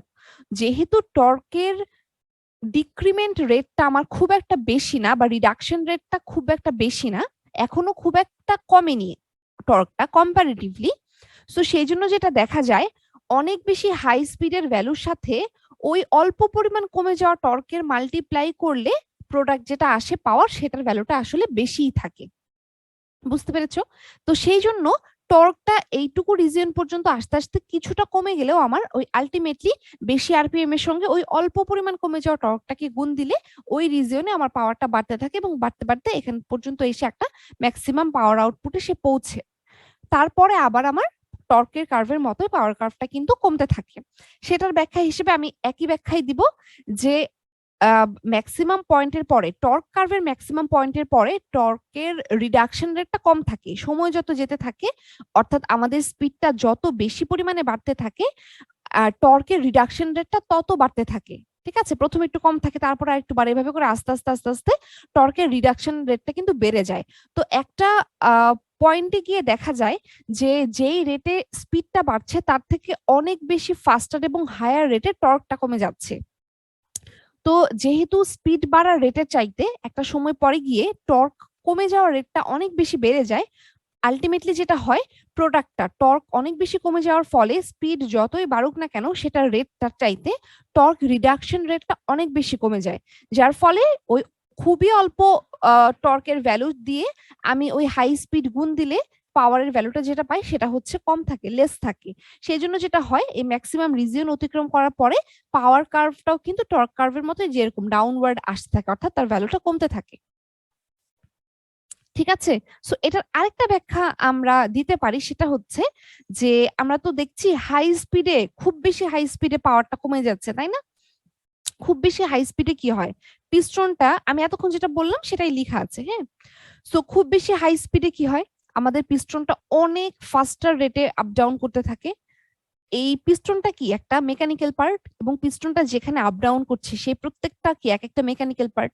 সো পিস্টনটা যখন অত্যাধিক হাই রেটে আপ ডাউন করবে হাই স্পিডে, তখন মেকানিক্যাল পার্টগুলোর মধ্যে ফ্রিকশনটাও অনেক বেশি হবে। আমরা জানি ফ্রিকশনের ফলে যে লসটা তৈরি হয় সেটাকে ফ্রিকশনাল লস বলে।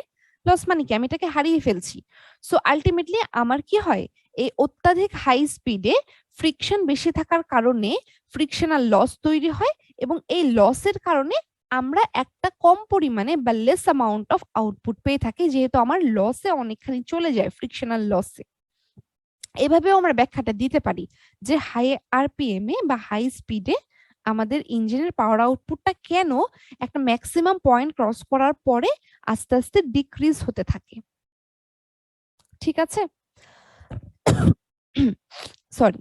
তো এইবার আসি আমাদের fourth point, fuel consumption rate. আচ্ছা, আমরা এতক্ষণ যে দুটো ছবি পড়েছিলাম সে দুটো আমাদের যেরকম পারফরমেন্স কার্ভ, এই ছবিটাও পারফরমেন্স কার্ভ। পার্থক্যটা হচ্ছে জাস্ট আগের দুটো ছবিতে আমাদের দুইটা প্যারামিটার আমরা রিপ্রেজেন্ট করেছিলাম, এই ছবিতে আমরা আগের দুটো ছবির প্যারামিটার প্লাস একটা নতুন প্যারামিটার, তিনটা প্যারামিটারকে রিপ্রেজেন্ট করছি।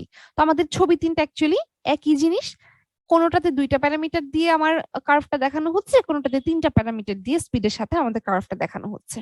তো এখানে আমাদের কি আছে, এই যে টর্ক আছে, টর্কের কার্ভ আমরা পড়ে ফেলেছি, পাওয়ারের কার্ভ আছে যে আউটপুট পাওয়ার আউটপুট, সেটা আমরা পড়ে ফেলেছি। আমাদের এখন যেটা কনসার্ন সেটা হচ্ছে এই কার্ভটা, অর্থাৎ ফুয়েল কনজাম্পশন কিভাবে চেঞ্জ হচ্ছে ইঞ্জিনের স্পিডের সাথে সাথে।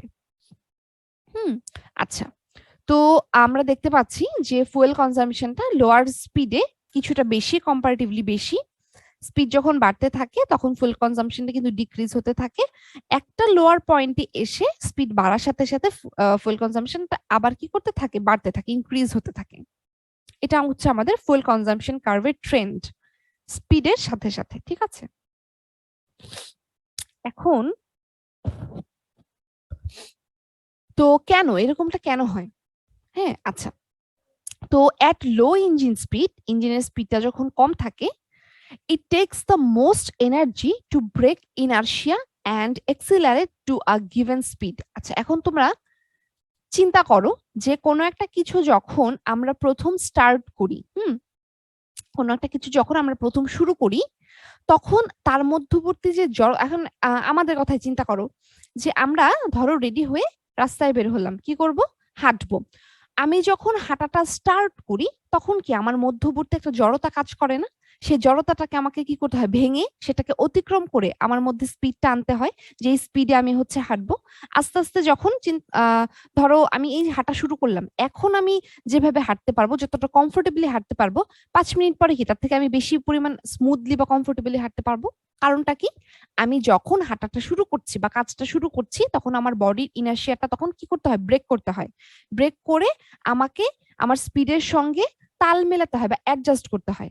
যখনই আমি অ্যাডজাস্টেড হয়ে যাচ্ছি তখনই কিন্তু আমি স্মুথলি বা নর্মাল ভাবে হাঁটতে পারছি। বাট হাঁটার শুরুতে আমার কিন্তু ওই যে আমার যে বাধাটা বা রেজিস্ট্যান্সটা সেটা কিন্তু অতিক্রম করতে হচ্ছে, তাই না?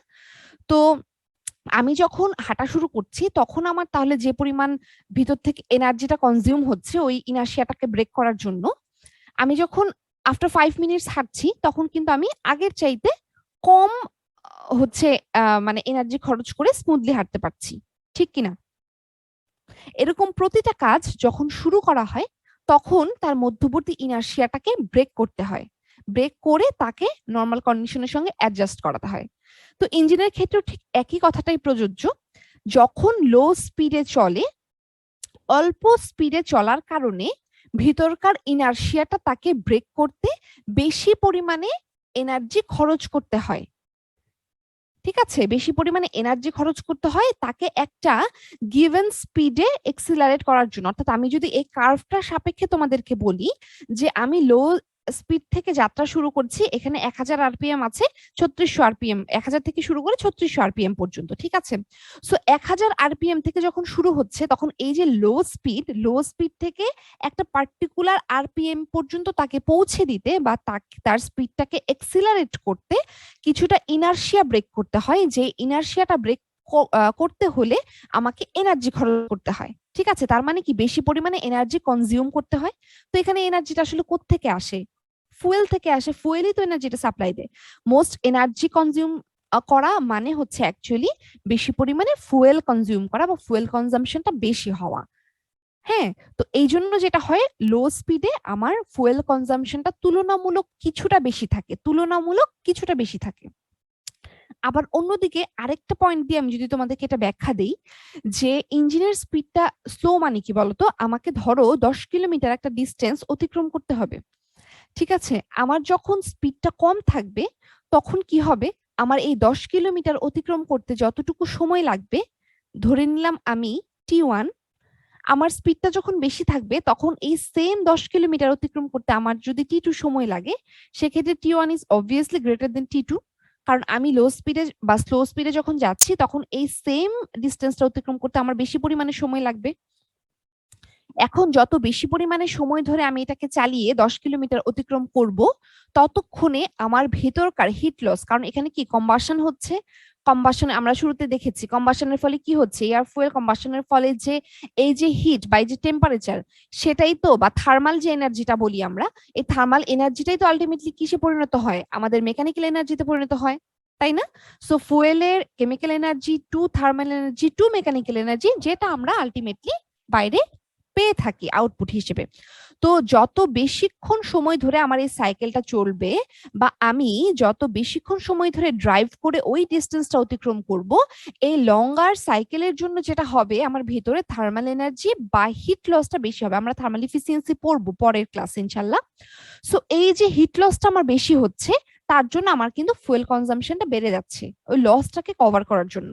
সো দুইটা দিক থেকে আমরা বর্ণনাটা দিলাম যে ইনার্শিয়া ব্রেক করে একটা সার্টেন স্পিডে যেতে আমার বেশি পরিমাণ ফুয়েল খরচ হয়ে যায়, অথবা অন্য দিক থেকে চিন্তা করতে গেলে যেহেতু তার বেশি পরিমাণে সময় লাগে, সেহেতু তার এখানে থার্মাল এনার্জিটা কিছুটা লস হয়ে যায় পুরো সময় চলতে চলতে, বা হিটটা লস হয়ে যায়, যার ফলশ্রুতিতে ফুয়েল কনজাম্পশনটা গোজ আপ, বেড়ে যায়। এখন যখন আস্তে আস্তে স্পিডটা বাড়তে থাকে, হ্যাঁ, যে ইন্টারমিডিয়েট একটা রেঞ্জে যখন আসে, তখন আমার এই যে প্রথমে আমি যে কারণগুলো তোমাদেরকে বললাম, সে কারণগুলো সব ওভারকাম হয়ে যায়। অর্থাৎ কি হয়, ইনার্শিয়াটা ব্রেক হয়ে যায় ততক্ষণে, সো ওইটার পিছনে যে এনার্জিটা খরচ হতো সেটা আর খরচ হচ্ছে না। আস্তে আস্তে স্পিড যখন বাড়ে, আমার একটা সার্টেন ডিস্টেন্স কভার করতে সময়টা কম লাগে, তো থার্মাল ইফিসিয়েন্সিটাও কিছুটা কমে।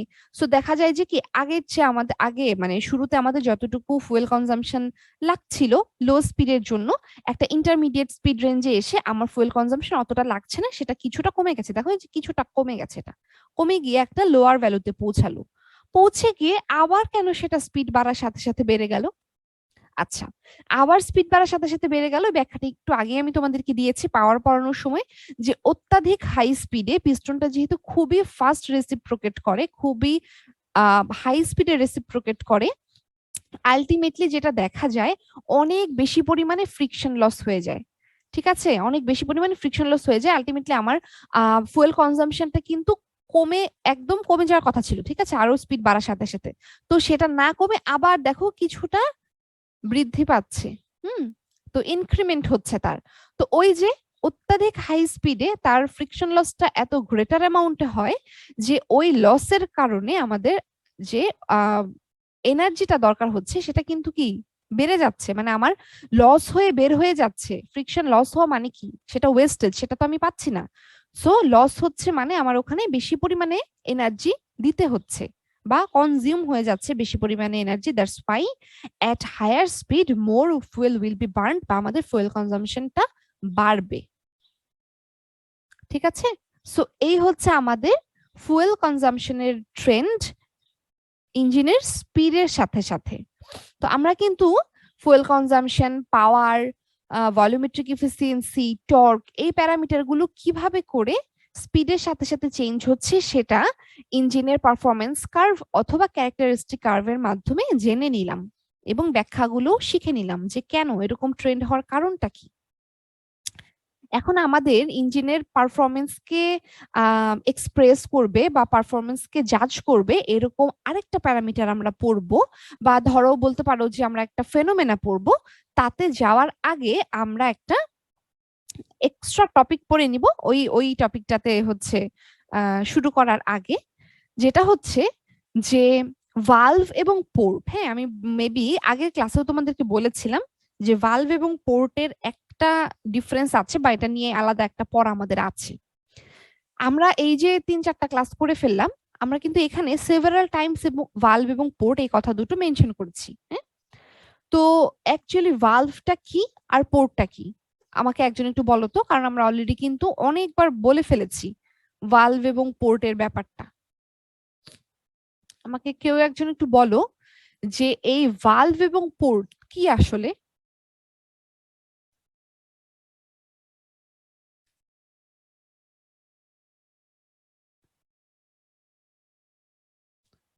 শুনতে পাচ্ছ আমার কথা?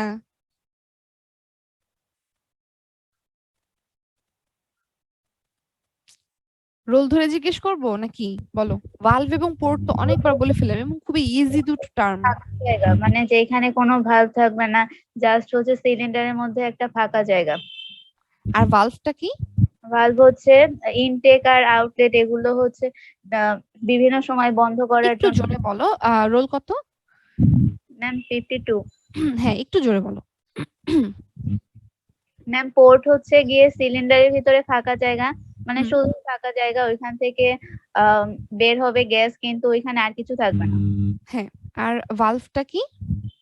ভালভ হচ্ছে 4 স্ট্রোক ইঞ্জিনের ক্ষেত্রে ইউজ করা হয়, যেটা ইনলেট এবং আউটলেট ম্যানিফোল্ডকে কন্ট্রোল করতে পারে। আচ্ছা, থ্যাংক ইউ উত্তরটা দেওয়ার জন্য। তো ও যেটা বললো আসলে ব্যাপারটা হচ্ছে সেটাই, আমরা আমরা এর আগের ক্লাসগুলোতে এভাবেই ব্যাখ্যাটা দিয়েছি। হ্যাঁ, এখানেও আমরা এভাবে ব্যাখ্যা দিচ্ছি, বাট এখানে আমাদের মেইন কনসার্ন হচ্ছে কোথায় আমরা পোর্ট ইউজ করছি, কোথায় আমরা ভালভ ইউজ করছি। আমি তো তোমাদেরকে এটা ব্যাখ্যা দেইনি, তাই না, যে কেন আমরা পোর্ট ইউজ করি, কেন ভালভ ইউজ করি? বলেছিলাম কি আগের কোনো ক্লাসে? না না, কারণ বলা হয়নি। হ্যাঁ হ্যাঁ, কারণটা আমি বলিনি। আচ্ছা, তো আমি যদি আবার একটু ছোট্ট করে ওর কথা কন্টিনিউশনে আসি, যে ভালভটা হচ্ছে আমার এক্সটার্নাল একটা কম্পোনেন্ট, যে কম্পোনেন্টটা আমার বাইরে থেকে যে পরিমাণে ফ্লুইড আসছে বা যে পরিমাণে গ্যাস ভিতর থেকে বাইরে যাচ্ছে সেটাকে কন্ট্রোল করে থাকে তার নিজস্ব ওপেনিং ক্লোজিং এর মাধ্যমে। তো আমরা ডান দিকের ছবিটাতে যদি একটু দেখি, এখানে একটা ইনলেট ভালভ আছে বা ইনটেক ভালভ আছে এবং একটা এক্সস্ট ভালভ আছে। এই দুটো হচ্ছে একেবারে দুটো এক্সটার্নাল কম্পোনেন্ট, যে যারা কিনা ইঞ্জিনের আরো বেশ কিছু কম্পোনেন্টের সাহায্যে চলে। সেই কম্পোনেন্ট গুলো এখানে দেখো দেওয়া আছে, এই যে ক্যাম শ্যাফট, ক্যাম, আমরা এগুলো ইঞ্জিন কম্পোনেন্ট পার্টে পড়বো। আমরা এখন যতটুকু জানি সেটা হচ্ছে এই যে আমার এক্সটার্নাল কম্পোনেন্ট আছে যাকে আমরা ভালভ বলছি, সেগুলো কিছুটা এক্সটার্নাল শক্তি বা এক্সটার্নাল কোন একটা ফোর্স, যেটাকে আমরা বলছি অ্যাকচুয়েটিং ফোর্স, এই অ্যাকচুয়েটিং ফোর্স আমার দরকার হয় এই দুটো আলাদা কম্পোনেন্টকে চালানোর জন্য বা এই দুটোকে কন্ট্রোল করার জন্য। এবং ভালভের যে মুভমেন্ট আছে সে কি করে, কোনো সময় এভাবে করে পুরো ম্যানিফোল্ডটাকে সে বন্ধ করে রাখে, কোনো সময় দেখা যায় পুরোপুরি খুলে ম্যানিফোল্ডটাকে একেবারে ওপেন করে দেয়, কোনো সময় ভালভটা এমন একটা পজিশনে ধর অবস্থান করছে যে ম্যানিফোল্ডটা কিছুটা বন্ধ কিছুটা খোলা, অর্থাৎ পার্শিয়ালি সে অবস্ট্রাক্ট করে রাখে। এভাবে করে ম্যানিফোল্ড বা ওয়েটাকে ওপেনিং ক্লোজিং এবং পার্শিয়ালি অবস্ট্রাক্টিং করার মাধ্যমে ফ্লুইডের ফ্লোটাকে কন্ট্রোল করে আমাদের এই ভালভ নামক এক্সটার্নাল কম্পোনেন্টটা। আমরা জেনারেলি ভালভটাকে 4 স্ট্রোক ইঞ্জিনে দেখে থাকি, বারবার বলছি কিন্তু জেনারেলি, এটা বলার কারণ নিচেই আমরা পাবো। এবং এই যে ভালভ গুলো, এগুলোর কমপ্লিকেটেড মেকানিক্যাল স্ট্রাকচার হয়ে থাকে এবং এদেরকে চালানোর জন্য আমাদেরকে অ্যাকচুয়েটিং ফোর্স প্রয়োগ করতে হয় এদের এই খোলা বন্ধটাকে নিয়ন্ত্রণ করার জন্য। এই হচ্ছে আমাদের ভালভ। অন্যদিকে পোর্ট হচ্ছে আমাদের রোল 52 যেটা বললো, এটা জাস্ট সিলিন্ডারের গায়ে একটা ওপেনিং বলা চলে বা সিলিন্ডার ওয়ালের মধ্যে একটা হোল বলা চলে। হ্যাঁ, এখানে তাই লেখা আছে যে পোর্ট আর কিছু না, পোর্ট হচ্ছে কোনো এক্সটার্নাল কম্পোনেন্ট না, এটা হচ্ছে সিলিন্ডারের ওয়ালকে আমি যদি ছিদ্র করে এখানে একটা হোল বা এখানে যদি একটা রাস্তা তৈরি করে দিই, ওই ম্যানিফোল্ডটাকে আমরা পোর্ট বলে থাকি। হ্যাঁ, এবং পোর্ট হচ্ছে এমন একটা আমার ওপেনিং ক্লোজিং যেটাকে যার খোলা বন্ধ নিয়ন্ত্রণ করার জন্য আমার ভালভের মতন কোনো অ্যাকচুয়েটিং ফোর্সের দরকার হয় না। ভিতরে যে পিস্টনটা ওঠানামা করছে, পিস্টনের ওঠানামার মাধ্যমেই এই আমাদের ইনলেট এবং এক্সস্ট পোর্টের খোলা বন্ধটা অটোমেটিক নিয়ন্ত্রণ হয়ে যাচ্ছে। ঠিক আছে, আচ্ছা।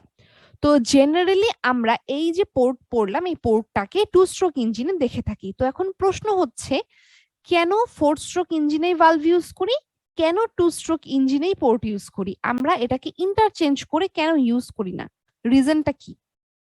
আচ্ছা, তো রিজনটা হচ্ছে যে আমি যদি প্রথমে আসি যে আমরা কেন 4 স্ট্রোক ইঞ্জিনে ভালভ ইউজ করি, পোর্ট ইউজ করি না। দেখো, 4 স্ট্রোক ইঞ্জিনে আমাদের কিন্তু 4টা আলাদা আলাদা স্ট্রোক, তাই না? Intake, compression, combustion, exhaust. তো 4টা আলাদা স্ট্রোকে প্রথম স্ট্রোকে আমার কিন্তু কি করতে হয়, ইনটেকটা খোলা রাখতে হয়, মাঝখানে দুটো স্ট্রোকে ইনটেক এক্সস্ট দুটো ভালভই বন্ধ রাখতে হয়, এবং ফাইনাল স্ট্রোকে গিয়ে এক্সস্টটা খুলে দেওয়া হয়। এটার কিছুটা ব্যতিক্রম আছে, আমরা একটু সামনে গিয়ে পড়বো, বাট আমরা থিওরিটিক্যালি এটাই জেনে এসেছি না প্রথম ক্লাস থেকে। তো এখন আমাদের এখানে আমরা যদি ভালভ ইউজ করি তাহলে যে সুবিধাটা হয়, ভালভকে আমরা যেহেতু বাইরে থেকে কন্ট্রোল করতে পারছি, ভালভের মেকানিজমটাকে আমি যেহেতু নিয়ন্ত্রণ করতে পারছি, সো কখন ভালভটাকে খুলতে হবে কখন বন্ধ রাখতে হবে সেই যে টাইমিংটা আমার 4টা স্ট্রোকে, চিন্তা করো 4টা স্ট্রোকে আমার এই টাইমিংটা ইজ ভেরি ইম্পর্টেন্ট। কোন সময় খুলবো কোন সময় বন্ধ করব, কারণ এখানে 4টা স্ট্রোক, 4 স্ট্রোক ইঞ্জিন। হ্যাঁ, সো আমার কিন্তু ব্যাপারটা মানে ব্যাপ্তিটা অনেকখানি বেশি, তাই না? সো এখানে আমি যেহেতু ভালভ গুলোকে বাইরে থেকে নিয়ন্ত্রণ করতে পারি খোলা বন্ধ হওয়াটা, তো 4টা স্ট্রোকে কোন সময় খুলবো বন্ধ করব এই টাইমিংটা আমি ভালভ যদি এখানে ইউজ করে থাকি, সেক্ষেত্রে আমি ভালভকে বাইরে থেকে নিয়ন্ত্রণ করার মাধ্যমে এই টাইমিংটাও আমার কি কন্ট্রোলে থাকে, যে আমি সঠিক সময় সঠিক ভালভটা খুলতে পারি বাইরে থেকে কন্ট্রোল করার মাধ্যমে। কারণ যেহেতু আমার ভালভ এমন কোনো কিছু না যেটা ইঞ্জিনের ভিতরকার কোনো কম্পোনেন্ট দিয়ে অটোমেটিক খুলে যাচ্ছে বা বন্ধ হয়ে যাচ্ছে, ভালভটাকে আমি এক্সট্রা ভাবে ভালভের মেকানিজমটাকে আমি কন্ট্রোল করছি।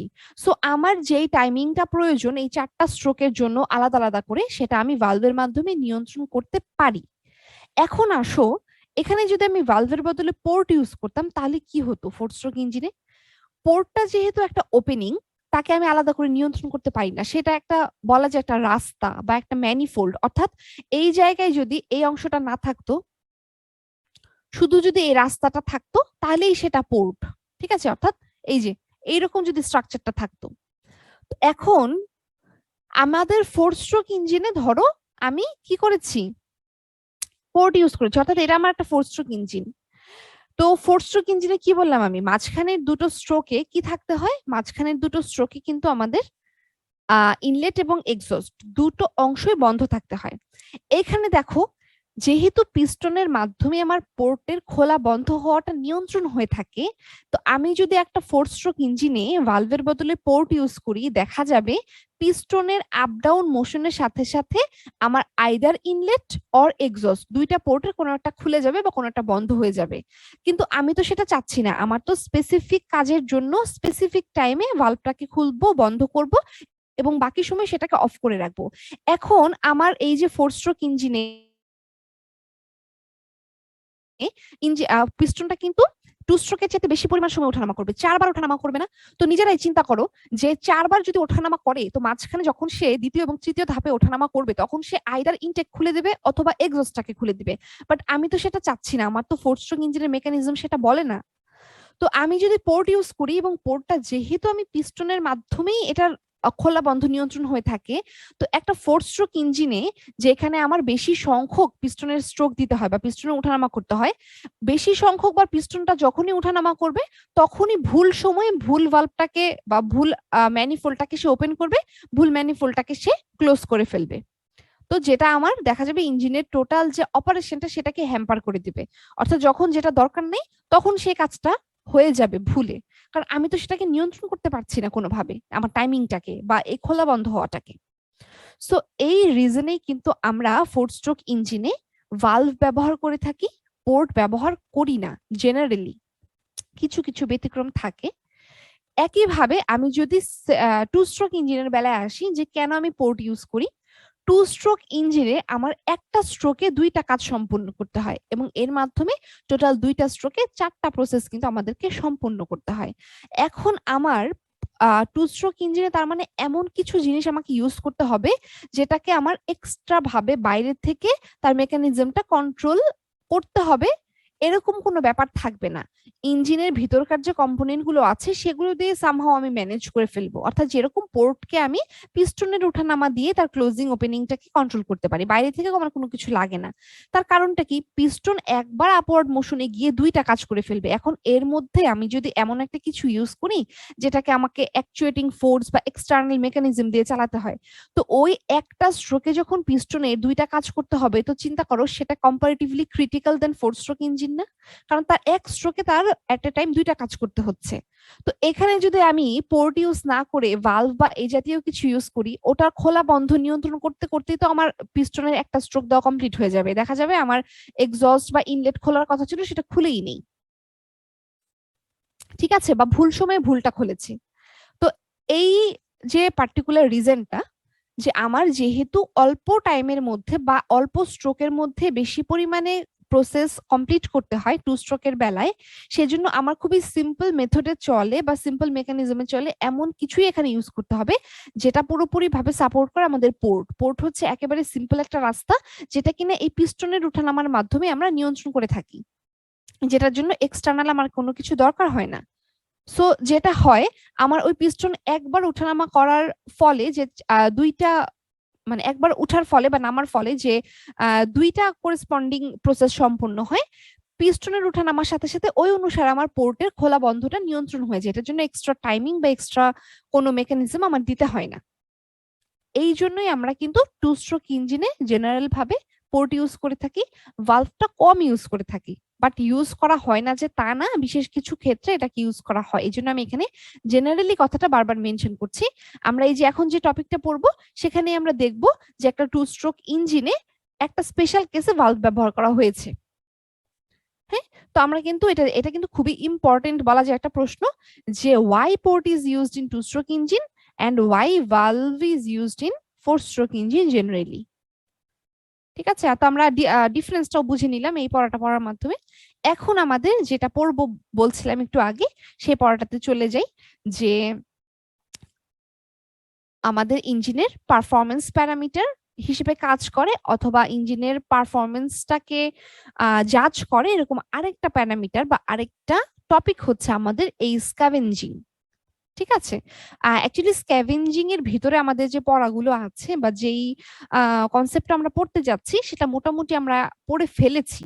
হ্যাঁ, কিন্তু এটাকে আরেকটু গুছিয়ে একটা নতুন টার্ম স্ক্যাভেঞ্জিং, এটার আন্ডারে আমরা পড়বো এখন, যে scavenging is the process of removing burnt gas or exhaust gas out of the combustion chamber for filling the chamber with fresh charge for the subsequent cycle in an internal combustion engine. একটা internal combustion ইঞ্জিনের ক্ষেত্রে subsequent cycle মানে একটা cycle চললো, পরবর্তী সাইকেলের জন্য আমি যে ফ্রেশ চার্জটা নিব চেম্বারের মধ্যে ফিল করার জন্য, কম্বাসন চেম্বারকে ফিল করার জন্য, ফ্রেশ চার্জ বলতে এখানে আইদার এয়ারও হতে পারে for CI engine, air fuel মিক্সচারও হতে পারে ফর এসআই ইঞ্জিন। তো চেম্বারটাকে ফিল আপ করার জন্য আমি যে ফ্রেশ চার্জটা নিচ্ছি, সেই ফ্রেশ চার্জটা নেওয়ার জন্য কিভাবে আমি আমাদের আগের ধাপে তৈরি হওয়া বার্নড গ্যাস বা এক্সস্ট গ্যাসটাকে রিমুভ করছি, অথবা অন্য ভাষায় বলতে গেলে কম্বাশন চেম্বার থেকে বার্ন বা এক্সস্ট গ্যাস রিমুভ করে দেওয়ার মাধ্যমে আমি কিভাবে কম্বাশন চেম্বারটাকে পরবর্তী সাইকেলের জন্য ফ্রেশ চার্জ দিয়ে ফিল আপ করতে পারছি, এই টোটাল প্রসেসটাকে স্ক্যাভেঞ্জিং বলা হয়। ঠিক আছে, স্ক্যাভেঞ্জিং যদি স্মুথলি হয় বা প্রপার হয়, সেক্ষেত্রে একটা আইসি ইঞ্জিন স্মুথলি রান করবে।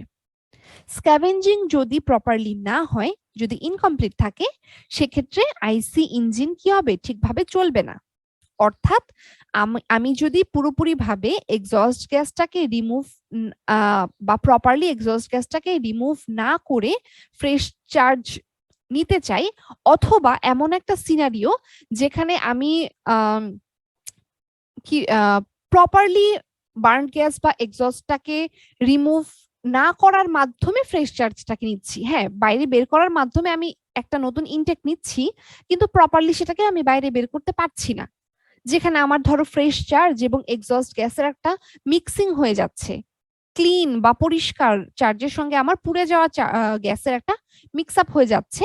এই ধরনের স্ক্যাভেঞ্জিং যদি কোনো জায়গায় ঘটে, অর্থাৎ স্ক্যাভেঞ্জিংটা ইনকমপ্লিট ঘটলো, সেখানে কিন্তু আমার কি হবে, ইঞ্জিনের পারফরমেন্সটা ভালো হবে না, সেটাকে আমরা বলবো একটা পোর পারফরমেন্স বা পোর রানিং কন্ডিশন। হ্যাঁ, এটাই বলা আছে, this may be the reason for poor combustion which leading to poor running condition on an engine।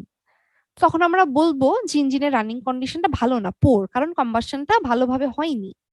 তো যত ইফিশিয়েন্টলি আমরা স্ক্যাভেঞ্জিংটা ঘটাতে পারবো, তত বেটার আমাদের ফুয়েল কনজাম্পশন কম্বাশন হবে, এবং তত ভালো হবে আমাদের ইঞ্জিনের পাওয়ার আউটপুট তথা পারফরমেন্সটা। এখন আমরা যদি ধরি একটা আইডিয়াল স্ক্যাভেঞ্জিং প্রসেস, অর্থাৎ যেটা ম্যাক্সিমাম পসিবল হওয়া সম্ভব, ঠিক আছে, ম্যাক্সিমাম পসিবল স্ক্যাভেঞ্জিং প্রসেস। আমরা জানি যে আমরা এরকম থিওরিটিক্যালি অনেক কিছুই পড়ে থাকি, যেটা আমরা কি রিয়েলিটি বা অ্যাকচুয়াল কেসে দেখি না বা দেখা যায় না, ডেভিয়েশন থাকে। তো সেরকম একটা আইডিয়াল বা স্ট্যান্ডার্ড কেস, যে একটা আইডিয়াল বা স্ট্যান্ডার্ড স্ক্যাভেঞ্জিং প্রসেস কিরকম, সেটা যদি আমরা একটু ইমাজিন করতে চাই, দ্য ফ্রেশ মিক্সচার অর্থাৎ এয়ার ফুয়েল মিক্সচার যদি হয় in case of SI engine, অথবা শুধুমাত্র fresh air in case of CI engine, আমরা কি করব, পুশ করব করে আমাদের যে এক্সস্ট গ্যাস আছে বা রেসিডুয়াল গ্যাস আছে, সেটাকে উইদাউট মিক্সিং, অর্থাৎ আমাদের ফ্রেশ চার্জ এবং বার্নড গ্যাসের উইদাউট মিক্সিং, দুটোকে মিক্স আপ না করেই আমি প্রপারলি এক্সস্টটাকে বের করে দিয়ে ইনটেকটাকে নিয়ে নিতে পারছি। এরকম যে স্ক্যাভেঞ্জিংটা হয় বা এই ধরনের যে স্ক্যাভেঞ্জিংটা, সেটাই হচ্ছে আমাদের আইডিয়াল স্ক্যাভেঞ্জিং। অর্থাৎ আমাদের স্ক্যাভেঞ্জিংটা এরকমই হওয়ার কথা বা এরকম হওয়া উচিত, বাট বাস্তবে কখনোই এরকম হয় না, ডেভিয়েশন থাকে। কেন ডেভিয়েশন থাকে, কিরকম ডেভিয়েশন থাকে, সেটা আমরা এখন দেখব। ঠিক আছে, বাট এরকম যদি হয়, সেক্ষেত্রে সেটাকে আমরা আইডিয়াল বা স্ট্যান্ডার্ড স্ক্যাভেঞ্জিং প্রসেস বলে থাকি। তো আমরা দুই ধরনের ইঞ্জিন দেখেছি, 2 স্ট্রোক এবং 4 স্ট্রোক। দুই ধরনের ইঞ্জিনে স্ক্যাভেঞ্জিং ঘটে, বাট কম্পারেটিভলি 2 স্ট্রোক ইঞ্জিনে 4 স্ট্রোকের চাইতে স্ক্যাভেঞ্জিংটা কিছুটা ক্রিটিক্যাল হয়, অর্থাৎ 2 স্ট্রোক ইঞ্জিনের স্ক্যাভেঞ্জিংটা ক্রিটিক্যাল দেন আমাদের 4 স্ট্রোক ইঞ্জিন। অনেক সময় যেটা হয় যে তোমরা তো বিভিন্ন সোর্স থেকে পড়ো বা সোর্স থেকে ইনফরমেশন নাও, নেট থেকে নাও সার্চ করে, তো ওখানে দেখবা অনেক সময় যেটা লেখা আছে স্ক্যাভেঞ্জিং ইন 2 স্ট্রোক ইঞ্জিন, মানে শুধুমাত্র 2 স্ট্রোক ইঞ্জিনেই স্ক্যাভেঞ্জিং হচ্ছে, এরকম অনেক জায়গায় লেখা থাকে। অ্যাকচুয়ালি ব্যাপারটা তা না, স্ক্যাভেঞ্জিংটা দুইটাতেই হয়ে থাকে। কারণ কি, স্ক্যাভেঞ্জিং হচ্ছে আমাদের ইনটেক ঢুকিয়ে এক্সস্ট বের করা, অথবা এক্সস্টটাকে বের করে ইনটেকটাকে ঢুকানো। তো আমার 4 স্ট্রোকে কি এই কাজটা হয় না? অবশ্যই হয়, না হলে আমার 4টা প্রসেস কিভাবে সম্পূর্ণ হয়? তো অ্যাকচুয়ালি স্ক্যাভেঞ্জিং প্রসেসটা 2 স্ট্রোক 4 স্ট্রোক দুইটার সাথেই রিলেটেড, কিন্তু যেহেতু 2 স্ট্রোকের স্ক্যাভেঞ্জিংটা অনেকখানি ক্রিটিক্যাল 4 স্ট্রোকের চাইতে, সেই জন্য যেটা হয়, অনেকে স্ক্যাভেঞ্জিং শব্দটা বা টার্মটাকে শুধুমাত্র 2 স্ট্রোকের সঙ্গে অ্যাসোসিয়েট করে বা লিংক করে, 4 স্ট্রোকের সঙ্গে অ্যাসোসিয়েট করে না, তখন সেটাকে শুধু এক্সস্ট টার্ম বলে মানে ব্যাখ্যা করে, বা তখন ওই টার্মটাকে এক্সস্ট বলা হয় স্ক্যাভেঞ্জিং এর পরিবর্তে। বাট অ্যাকচুয়ালি 2 স্ট্রোক ইঞ্জিন বলো 4 স্ট্রোক ইঞ্জিন বলো, দুইটাতেই আমার স্ক্যাভেঞ্জিং হতে হয়, নাহলে তো আমার এটা প্রসেসটাই হতো না। কিন্তু কনক্লুশন যেটা বা আমাদের অবজারভেশন যেটা সেটা হচ্ছে 2 স্ট্রোকের স্ক্যাভেঞ্জিংটা অনেক বেশি ক্রিটিক্যাল দেন 4 স্ট্রোক ইঞ্জিন। এখন আমরা দেখব যে কেন আমরা ক্রিটিক্যাল বলছি একটাকে আরেকটার তুলনায়। তো যেহেতু 4 স্ট্রোকেরটা কম্পারেটিভলি কম ক্রিটিক্যাল, তো আমরা ওটা দিয়ে শুরু করব, স্ক্যাভেঞ্জিং ইন 4 স্ট্রোক ইঞ্জিন। ঠিক আছে, আমাকে একটু ফাস্ট যেতে হচ্ছে, তার কারণ হচ্ছে আমি অনেকখানি দেরিতে ক্লাস শুরু করেছি, সো আসলে যতটুকু প্রিপারেশন নিয়ে আসছিলাম বা পড়ানোর কথা সেরকম হয়তো শেষ করতে পারবো না। হ্যাঁ, এই জন্য একটু ফাস্ট যাচ্ছি। যদি কেউ ধরতে না পারো পড়া বা বুঝতে অসুবিধা হয় আমাকে কিন্তু থামিয়ে দিয়ে বলবে, হ্যাঁ, যে আমি যদি বেশি ফাস্ট যাই। তো যেটা বলছিলাম স্ক্যাভেঞ্জিং ইন 4 স্ট্রোক ইঞ্জিন, তার এই স্ক্যাভেঞ্জিংটা বুঝতে হলে আমাকে একটা নতুন টার্ম এখানে শিখতে হবে যেটাকে আমরা বলছি ভালভ ওভারল্যাপিং বা ভালভ ওভারল্যাপ।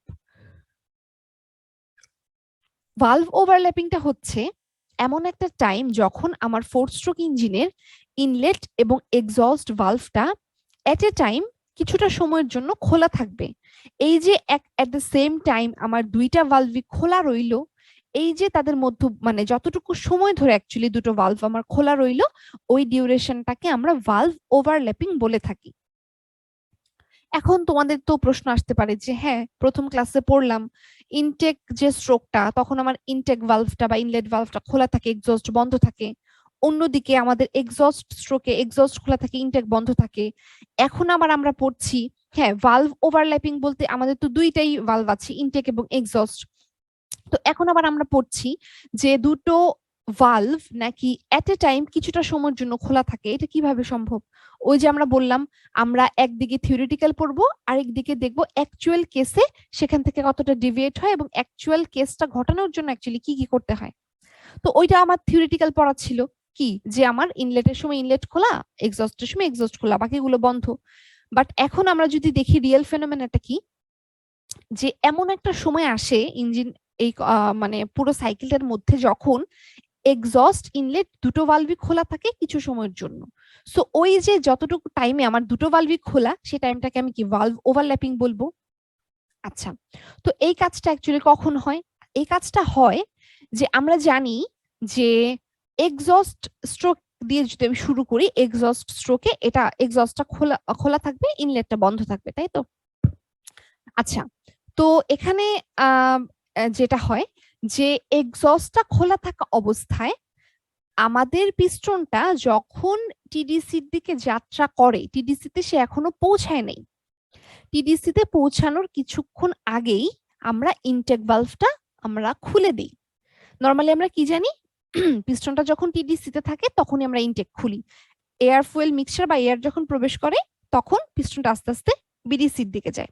বাট এখন আমরা কি করছি, আমরা পিস্টনটাকে টিডিসি থেকে পিস্টনটা কিছুটা নিচে থাকা অবস্থাতেই এক্সস্ট খোলা থাকা অবস্থাতেই ইনটেকটাকে খুলে দিচ্ছি। ঠিক আছে, তার মানে কিন্তু দেখো এখন এই যে টাইমটার কথা আমি বলছি, এক্সস্টও খোলা ইনলেটও খোলা, দুইটা কিন্তু এট এ টাইম খোলা, অর্থাৎ এটা একটা ভালভ ওভারল্যাপিং হচ্ছে। তো এখন আমরা একটু দেখি যে এখানে কি বলা আছে, যে theoretically the inlet and exhaust valves open and close instantaneously at the dead center, কারণ আমরা জানি ওই যে একদম টপ ডেড সেন্টার বা বটম ডেড সেন্টার ওই স্পেসিফিক পজিশনটাতে যখন আমাদের পিস্টনটা থাকে, আমরা থিওরিতে পড়ে এসেছি, তখনই আমাদের ইনলেট এবং এক্সস্ট ভালভটা আইদার খুলে অথবা বন্ধ হয়ে যায়। But in actual case this valves open or close before and after the dead centres. অর্থাৎ এই যে এখন আমি যেরকম বললাম যে পিস্টনটা টিডিসিতে পৌঁছানোর কিছুক্ষণ আগে ইনলেট ভালভটা আমরা খুলে দেই, যে the inlet valve opens before TDC, টিডিসিতে পৌঁছানোর কিছুটা আগেই খুলে দেই, অ্যান্ড ক্লোজেস আফটার বিডিসি। তার মানে হচ্ছে কি, আমরা কি জানি যে ধরো ইনলেট খুলে দিয়েছি, আসছে আমার এয়ার ফুয়েল মিক্সচার, তো তখন পিস্টনটা নিচের দিকে যাবে, গিয়ে বিডিসিতে যখনই পৌঁছে যাবে তখনই তো আমার এখানে ভালভটাকে বন্ধ করে দেওয়ার কথা, তাই না? বাট আমরা যেটা করি, পিস্টনটা বিডিসিতে পৌঁছে গেছে, তারপরে কিছুটা সময় অতিবাহিত হওয়ার পরে আমি এখানে ইনলেট ভালভটাকে বন্ধ করেছি, বিডিসিতে পৌঁছার সাথে সাথে ইনলেট ভালভটাকে আমি বন্ধ করি নাই। অর্থাৎ তোমরা দেখতে পাচ্ছ যে একদম ইনস্ট্যান্টেনিয়াসলি এই টপ বা বটম ডেড সেন্টারে পিস্টনটা থাকার সময়ই আমি কিন্তু বন্ধ বা খুলছি না, তার কিছুটা আগে বা কিছুটা পরে আমি এই খোলা বন্ধের কাজটা করছি। এটার কারণটা হচ্ছে বিভিন্ন কারণে আমার এই যে এয়ার ফুয়েল মিক্সচার বা এয়ারটা আমি ইনটেক হিসেবে নেই ইঞ্জিনে, সেটার পরিমাণটা কমে যায় বা লস হয় বিভিন্ন কারণে। আমি যতটুকু নিতে চাচ্ছি নিতে পারছি না, বা নিয়েও সেটাকে কাজে লাগাতে পারছি না, এরকম অনেক সময় হয়ে থাকে। তো সিলিন্ডারের ভিতরে ম্যাক্সিমাম পরিমাণ চার্জ এনশিওর করার জন্য অ্যাকচুয়ালি কিছুটা বেশি সময় ধরে এই ইনলেট ভালভটাকে খোলা রাখা হয়, যেন আমার কিছুটা বেশি চার্জ আমি সেখানে নিতে পারি। ঠিক একইভাবে এই এক্সস্টটা কিন্তু ওপেন হয়ে যায় কোথায়? পিডিসিতে থাকাকালীন সময় তার ওপেন হওয়ার কথা। একটু যদি তোমরা রিকল করো প্রথম ক্লাসে সেকেন্ড ক্লাসে পড়াটা, যে পিস্টনটা যখন বিডিসিতে থাকবে তখন আমার এক্সস্টটা খুলে যাওয়ার কথা, এবং পিস্টনটা যখন টিডিসিতে পৌঁছে যাবে তখনই আমার এক্সস্টটা বন্ধ হয়ে যাওয়ার কথা। বাট আমি এখানে কি করি, একদম বিডিসি টিডিসিতে এটাকে খোলা বন্ধ না করে কিছুটা আগে এবং কিছুটা পরে এটাকে আমি খুলি এবং বন্ধ করি রেসপেক্টিভলি। সো যেটা হয়, আমি ইনলেটটাকে একটু বেশি সময় ধরে খোলা রাখছি ম্যাক্সিমাম অ্যামাউন্ট অফ চার্জটাকে এনশিওর করার জন্য, এবং এক্সস্টটাকে আমি একটু বেশি সময় ধরে খোলা রাখছি ভিতরে যে পরিমাণ এক্সস্ট গ্যাস তৈরি হচ্ছে সেটাকে একদম প্রপারলি সিলিন্ডার থেকে বাইরে বের করে দেওয়ার জন্য। ঠিক আছে, এই দুটো কারণে আমরা কিন্তু এরকম ধরে মানে একটু বেশি সময় ধরে খোলা রাখছি। তো যেই পার্টিকুলার মোমেন্টে আমার এই ইনলেট এবং এক্সস্ট এট এ টাইম দুইটাই ওপেন থাকবে সেটাকে আমরা বলবো ভালভ ওভারল্যাপিং। এখন আমরা দেখি এই ভালভ ওভারল্যাপিংটা কিভাবে আমার স্ক্যাভেঞ্জিং এ ভূমিকাটা রাখে। আচ্ছা, সো আমরা জানি এয়ার যে বস্তুটা যেটাকে আমরা অ্যাকচুয়ালি ইনটেক করছি সেই এয়ারের ম্যাস আছে মানে তার ইনার্শিয়া আছে। তো আমি চাইলেই হুট করে কোনো একটা জায়গায় এয়ার ফ্লোকে মানে ধরো বললাম শুরু করে দিলাম, এভাবে করতে পারি না। অথবা একটা এয়ার মুভমেন্ট বা এয়ার ফ্লোকে চাইলে আমি সাথে সাথে স্টপ করে দিতে পারি না, কারণ কি? Due to its inertia. এখানে যদি আমি একটা এক্সাম্পল দিই, ধরো আমাদের ফ্যান, হ্যাঁ, যে ফ্যান চলে, তো সিলিং ফ্যানের কথা বলছি, তো যে কোনো ফ্যানের কথা চিন্তা করতে পারো। তো আমরা ধরো আমাদের বাসায় সিলিং ফ্যান চলছে, ঘুরছে, আমি কি করলাম, এই যে এই পার্টিকুলার মোমেন্টে এখন সুইচটা বন্ধ করে দিলাম। তো এখন বাজে কয়টা? 9টা 34। তো আমি 9টা 34-এ যদি সুইচটা বন্ধ করি, এক্স্যাক্টলি 9টা 34-এই কি আমার ফ্যানটা বন্ধ হবে? বলো তো। না, গতি জড়তার জন্য কিছুক্ষণ ঘুরবে তারপরে বন্ধ হয়ে যাবে। হ্যাঁ, এক্স্যাক্টলি সেটাই আমি এখানে বলার চেষ্টা করছি, যে যেহেতু এয়ারের ইনার্শিয়া আছে, তো আমি এয়ারের ফ্লোটাকে সাথে সাথে স্টপ করে দিতে পারি না। ঠিক আছে, কারণ কি? তার ম্যাস আছে, তার ইনার্শিয়া আছে। সো এখন এখানে যেটা হয় যে আমাকে এই যে ইনার্শিয়ার কারণে তাকে কিছুটা সময় দিতে হয়, যখন তাকে আমি মুভ করাই সেই সময়েও, এবং যখন আমি তার মুভমেন্টটাকে বা তার ফ্লোটাকে যখন অফ করতে চাই বা স্টপ করতে চাই, ওই ওই ক্ষেত্রেও আমাকে কি তাকে কিছুটা সময় দিতে হয় এটাকে চালু করতে, ফ্লোটাকে অথবা ফ্লোটাকে বন্ধ করতে। হ্যাঁ, আচ্ছা, তো এখন এই যে আমি তোমাদেরকে এতক্ষণ বললাম যে কিছুটা সময় খোলা রাখা হয় বাড়তি, হ্যাঁ, আমার ইনলেট এবং এক্সস্টটাকে, এটাকে অ্যাকচুয়ালি এই কারণেই করা হয়। তো ফর এক্সাম্পল আমি যদি ইনলেটের কথায় আসি, যে ইনলেটটাকে আমি একটু বেশি সময় ধরে খোলা রাখছি কেন? আমি বলেছিলাম ম্যাক্সিমাম অ্যামাউন্ট অফ চার্জকে ইনশিওর করার জন্য। তো এখন এখান দিয়ে আমার যদি এয়ারটা প্রবেশ করে, আমি ধরো এয়ার ফ্লো নিচ্ছি ইনটেকে, হ্যাঁ, এখন আমার অ্যাকচুয়ালি যেই পয়েন্টে পিস্টনটা পৌঁছে গেলে আমার এই ইনটেক ভালভটা বন্ধ করে দেওয়ার কথা থিওরিটিক্যালি, আমি যদি সাথে সাথে সেটাকে অফ করে দিলাম, ধরো পিস্টনটা আমার টিডিসিতে আছে, আমি এটা বিডিসিতে পৌঁছে যাওয়ার সাথে সাথে ইনলেটটাকে বন্ধ করে দিলাম, কিন্তু ওই যে আমি বললাম যে এয়ারের ফ্লোকে আমি সাথে সাথে বন্ধ করতে পারি না, তাকে তো কিছুটা সময় দিতে হয়। দেখা যাবে কি, যে আমি বাইরে থেকে এয়ারটা নিয়েছি, এয়ারটা ম্যানিফোল্ডে আছে, এয়ারটা পুরোপুরি আমার কম্বাসন চেম্বারে আসেনি, ঠিক ওই মোমেন্টে আমি বন্ধ করে দিয়েছি।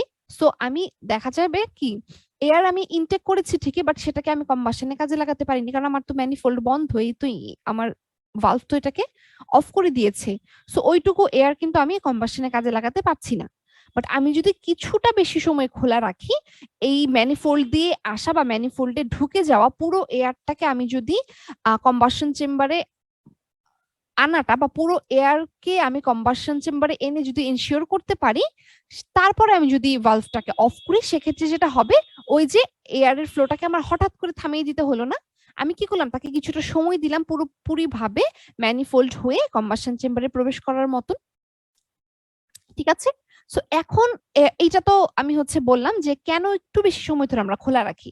তো এখন যদি আমরা স্ক্যাভেঞ্জিং এর পার্টটাতে আসি, যে কিভাবে করে এই খোলা বন্ধ বা এই ওভারল্যাপিং এর মাধ্যমে আমি 4 স্ট্রোক ইঞ্জিনে স্ক্যাভেঞ্জিং করব, অর্থাৎ এক্সস্টটাকে বের করে দেওয়ার মাধ্যমে আমি ইনলেট দিয়ে ইনটেকটাকে প্রবেশ করাবো। সেক্ষেত্রে আমার বলতে হয় যে এটা একটা 4 স্ট্রোক ইঞ্জিন। এখানে কি হচ্ছে, আমার এক্সস্ট দিয়ে এক্সস্ট গ্যাসটা বাইরে বের হয়ে যাচ্ছে, ঠিক আছে।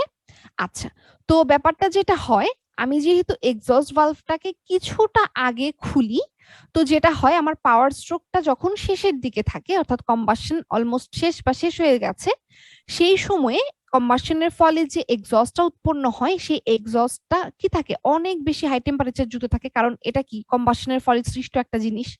তো এই অনেক হাই টেম্পারেচারের বস্তুটা হাই স্পিডে এই যে রাস্তা দিয়ে বের হয়ে যেতে থাকে বাইরের দিকে, ঠিক আছে। এটা এখানে বলা আছে যে the still expanding or mostly burn. Expanding কেন বলা হচ্ছে, কারণ টেম্পারেচার বৃদ্ধি পাচ্ছে বার্নিং এর ফলে। আমরা জানি কোন বস্তুর যদি আমরা টেম্পারেচার বাড়িয়ে দিই, মানে হিট প্রদান করি, তাহলে সে প্রসারিত হয় বা এক্সপান্ডেড হয়।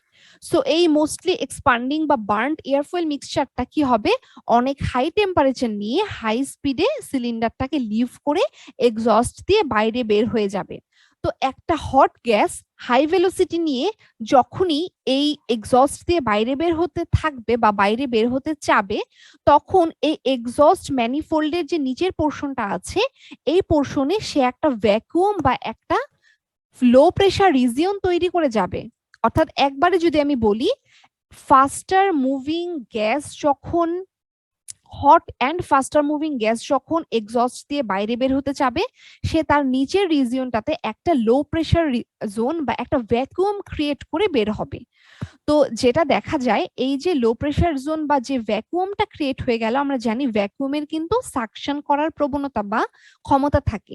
তো এই লো প্রেসার জোন বা এই ভ্যাকুয়ামটা কি করবে, আমরা আগেই বলেছি, আমরা এক্সস্ট খোলা থাকা অবস্থাতেই ইনলেটটাকে খুলে দেই।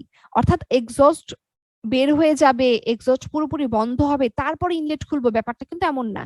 এক্সস্টটাকে বন্ধ করার কিছুক্ষণ আগেই আমি ইনলেটটা খুলে দিই, ওই যে আমার ভালভ ওভারল্যাপিং।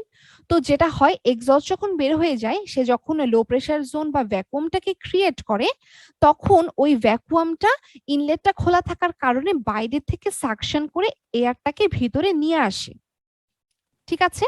সো এটাই এখানে বলা হচ্ছে যে এই যে ভালভ ওভারল্যাপিং এর কারণে দ্য লো প্রেসার জোন বা the vacuum inside the cylinder helps draw in the next charge for the preceding power stroke. অর্থাৎ পরবর্তী সাইকেলের জন্য আমার যে ইনটেকটা দরকার, সেখানে কিছু পরিমাণ এয়ারকে সাকশন করে সে বাইরে থেকে ভিতরে নিয়ে আসে, ঠিক আছে। সো আমরা কিন্তু এই যে বললাম ব্যাপারটা, ফেনোমেনাটা, এটার মাধ্যমে বুঝতে পারছি এক্সস্ট গ্যাস বাইরে বের হয়ে যাওয়ার মাধ্যমে বা সিলিন্ডার থেকে এক্সস্ট রিমুভ করার মাধ্যমেই কিন্তু আমি এখানে কিছুটা পরিমাণে ইনটেক গ্যাস বা চার্জকে এন্ট্রি দিতে পারছি। তার মানে কি, স্ক্যাভেঞ্জিং হচ্ছে। এইটাকেই আমি 4 স্ট্রোক ইঞ্জিনের বেলায় আমি কি স্ক্যাভেঞ্জিং ফেনোমেনা বলতে পারি।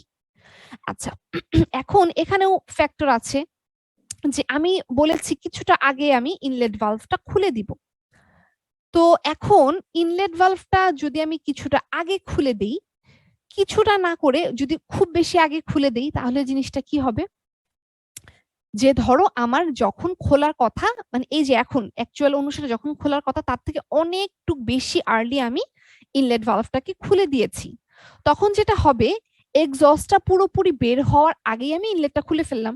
সো এক্সস্ট পুরোপুরি বের না হলে বা ওই পার্টিকুলার মোমেন্টটা না আসলে, এখানে একটা লো প্রেসার জোন তৈরি হবে না বা একটা ভ্যাকুয়াম তৈরি হবে না, তাই তো। আচ্ছা, তো এখানে হচ্ছে যেটা বলা আছে, যে আমি যদি ভালভটাকে ইনলেট ভালভটাকে টু আর্লি ওপেন করে দিই, তো তখন আমার এক্সিস্টিং এক্সস্ট কিন্তু তখনও কোনো মোমেন্টাম বিল্ড আপ করতে পারেনি। তো মোমেন্টাম বিল্ড আপ করতে পারেনি, বা বলা যায় এখানে সে লো প্রেসার জোনটাই ক্রিয়েট করতে পারেনি, যে লো প্রেসার জোনটা আমার বাইরে থেকে এয়ারটাকে সাক করে ভিতরে আনবে। সাক করে ভিতরে আনাটা নর্মালের চাইতে কিছুটা ইফিশিয়েন্ট, সেটা আমরা জানি। আচ্ছা, তো যেহেতু এটা হবে, তো আমি ইনলেট খুলে দিলাম, ইনলেট খুলে দিলে কিছু পরিমাণ এয়ার, তো নর্মাল এয়ারের ফ্লো তো একটা থাকে তাই না, আমি যে শুধুমাত্র সাকশন করেই আনবো তা তো না, নর্মাল এয়ারের কিছুটা ফ্লো থাকে। সো সাকশন ব্যাপারটা এখানে তখনও ক্রিয়েটই হয়নি, হ্যাঁ। তো নর্মাল এয়ার ফ্লো এর জন্য কিছু পরিমাণে এয়ার যদি ইনটেক ম্যানিফোল্ড দিয়ে ঢুকতে চায়, আমি আসলে এয়ারটাকে এতটাই সরি ইনলেট ভালভটাকে এতটাই আর্লি খুলে দিয়েছি যে পিস্টনটা তখন নিচ থেকে উপরের দিকে যাচ্ছে, এখনো টিডিসি তো দূরের কথা, টিডিসির কাছাকাছিও পৌঁছায় নেই সে, ঠিক আছে। সো ওই মোমেন্টে যেটা হবে, পিস্টনের এই যে আপওয়ার্ড মোশনের ফলে যে ফোর্সটা এখানে ক্রিয়েট হবে, নর্মাল ভাবে যতটুকু এয়ার ভিতরে ঢুকতে চাচ্ছিল সেটাকে সে ফোর্সফুলি বাইরে বের করে দিবে। অর্থাৎ কি, আমি স্ক্যাভেঞ্জিংটা যেটা করতে চাচ্ছিলাম, খুব আর্লি যদি আমি ইনলেটটাকে খুলে ফেলি, স্ক্যাভেঞ্জিংটা তো হবেই না, অর্থাৎ আমার ওখানে কোনো সাকশন ইফেক্ট ক্রিয়েট হবে না, সাকশনের ফলে যে বাইরে থেকে গ্যাসটা আসতো বা চার্জটা আসতো সেটা তো হবেই না। নর্মাল যদি এয়ার ফ্লো হতে চায়, পিস্টনের পুশিং এর কারণে সেটা আর কি হয়ে যাবে, আরো বাইরে বের হয়ে যাবে। তার মানে সবকিছুরই কিন্তু একটা টাইমিং আছে, আগে খুলবো ঠিক আছে, বাট খুব বেশি আগে কিন্তু সেটাকে খোলা যাবে না। তো আমি কিন্তু দেখলাম যে কিভাবে করে আমরা ভালভ ওভারল্যাপিং টার্মের মাধ্যমে এক্সস্ট গ্যাস বের করে দিয়ে সেটার সাহায্যে কিছুটা ইনলেট গ্যাস আমি সিলিন্ডার বা কম্বাসন চেম্বারের মধ্যে প্রবেশ করাতে হেল্প হচ্ছে এখানে, বা প্রবেশ করাতে পারছি স্ক্যাভেঞ্জিং নামক প্রসেসটার মাধ্যমে। ঠিক আছে, সো এই হচ্ছে আমাদের স্ক্যাভেঞ্জিং ইন 4-স্ট্রোক ইঞ্জিন। এটা হয়ে গেল। এখন আমরা দেখবো সেই ক্রিটিক্যাল ব্যাপারটা, যে স্ক্যাভেঞ্জিং ইন 2-স্ট্রোক ইঞ্জিন। হ্যাঁ, আমি এটা শেষ করা যাবে না আজকে। 2-স্ট্রোক ইঞ্জিনের স্ক্যাভেঞ্জিং এর 3টা ক্লাসিফিকেশন আছে, সেটার সঙ্গে অ্যাসোসিয়েটেড অ্যাডভান্টেজ ডিসঅ্যাডভান্টেজ আছে। তো আমরা শুরু করি যতটুকু পারি। যে 2-স্ট্রোক ইঞ্জিনে কি হয়ে থাকে। আচ্ছা, 2-স্ট্রোক ইঞ্জিনে আমরা জানি, বারবার একই কথা বলছি, অ্যাট দ্য সেম টাইম একটা স্ট্রোকে আমাকে দুটো টাস্ক সম্পূর্ণ করতে হয়। সেই জন্য সিলিন্ডার থেকে এক্সস্ট গ্যাসটা যে আমরা বের করি, এই ছবিটার সাথে আমরা খুবই পরিচিত, তাই না? সো এখানে যেহেতু একটা স্ট্রোকে দুটো প্রসেস সম্পন্ন হয়, তো এখানে খুবই কেয়ারফুল থাকতে হয় যে আমার এই যে এক্সস্ট যখন এই পাশ থেকে বাইরে বের হবে, অর্থাৎ পিস্টন, আচ্ছা সরি এই ছবিতে বলি, পিস্টনটা যখন নিচের দিকে নামছে, তো এখান থেকে যখন আমার এক্সস্টটা বাইরের দিকে বের হবে, তখন কোনোভাবে যেন আমার সেটা ফ্রেশ চার্জের সঙ্গে মিক্স আপ হয়ে না যায়, এক্সস্ট যেন প্রপারলি বের হয়ে যায়, ইনলেট দিয়ে যেন ফ্রেশ চার্জটা প্রপারলি ঢুকতে পারে, সেটাই কিন্তু আমাদের দরকার, তাই না? ঠিক আছে, সো আমার কিন্তু এখানে একটা স্পেশাল কেয়ার দরকার।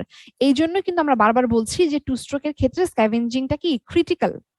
আচ্ছা, তো এখন আইডিয়ালি ইন 2-স্ট্রোক engine at the end of power stroke, যখন পিস্টনটা একদম বটম ডেড সেন্টারের দিকে, তখন আমাদের কিন্তু এক্সস্ট পোর্টটা খোলা থাকার কথা, এবং বার্ন্ট বা এক্সস্ট যে গ্যাসটা আছে সেটা আস্তে আস্তে আমার এক্সস্ট দিয়ে বাইরে বের হয়ে যাওয়ার কথা, যে the burnt gases start going out on its own.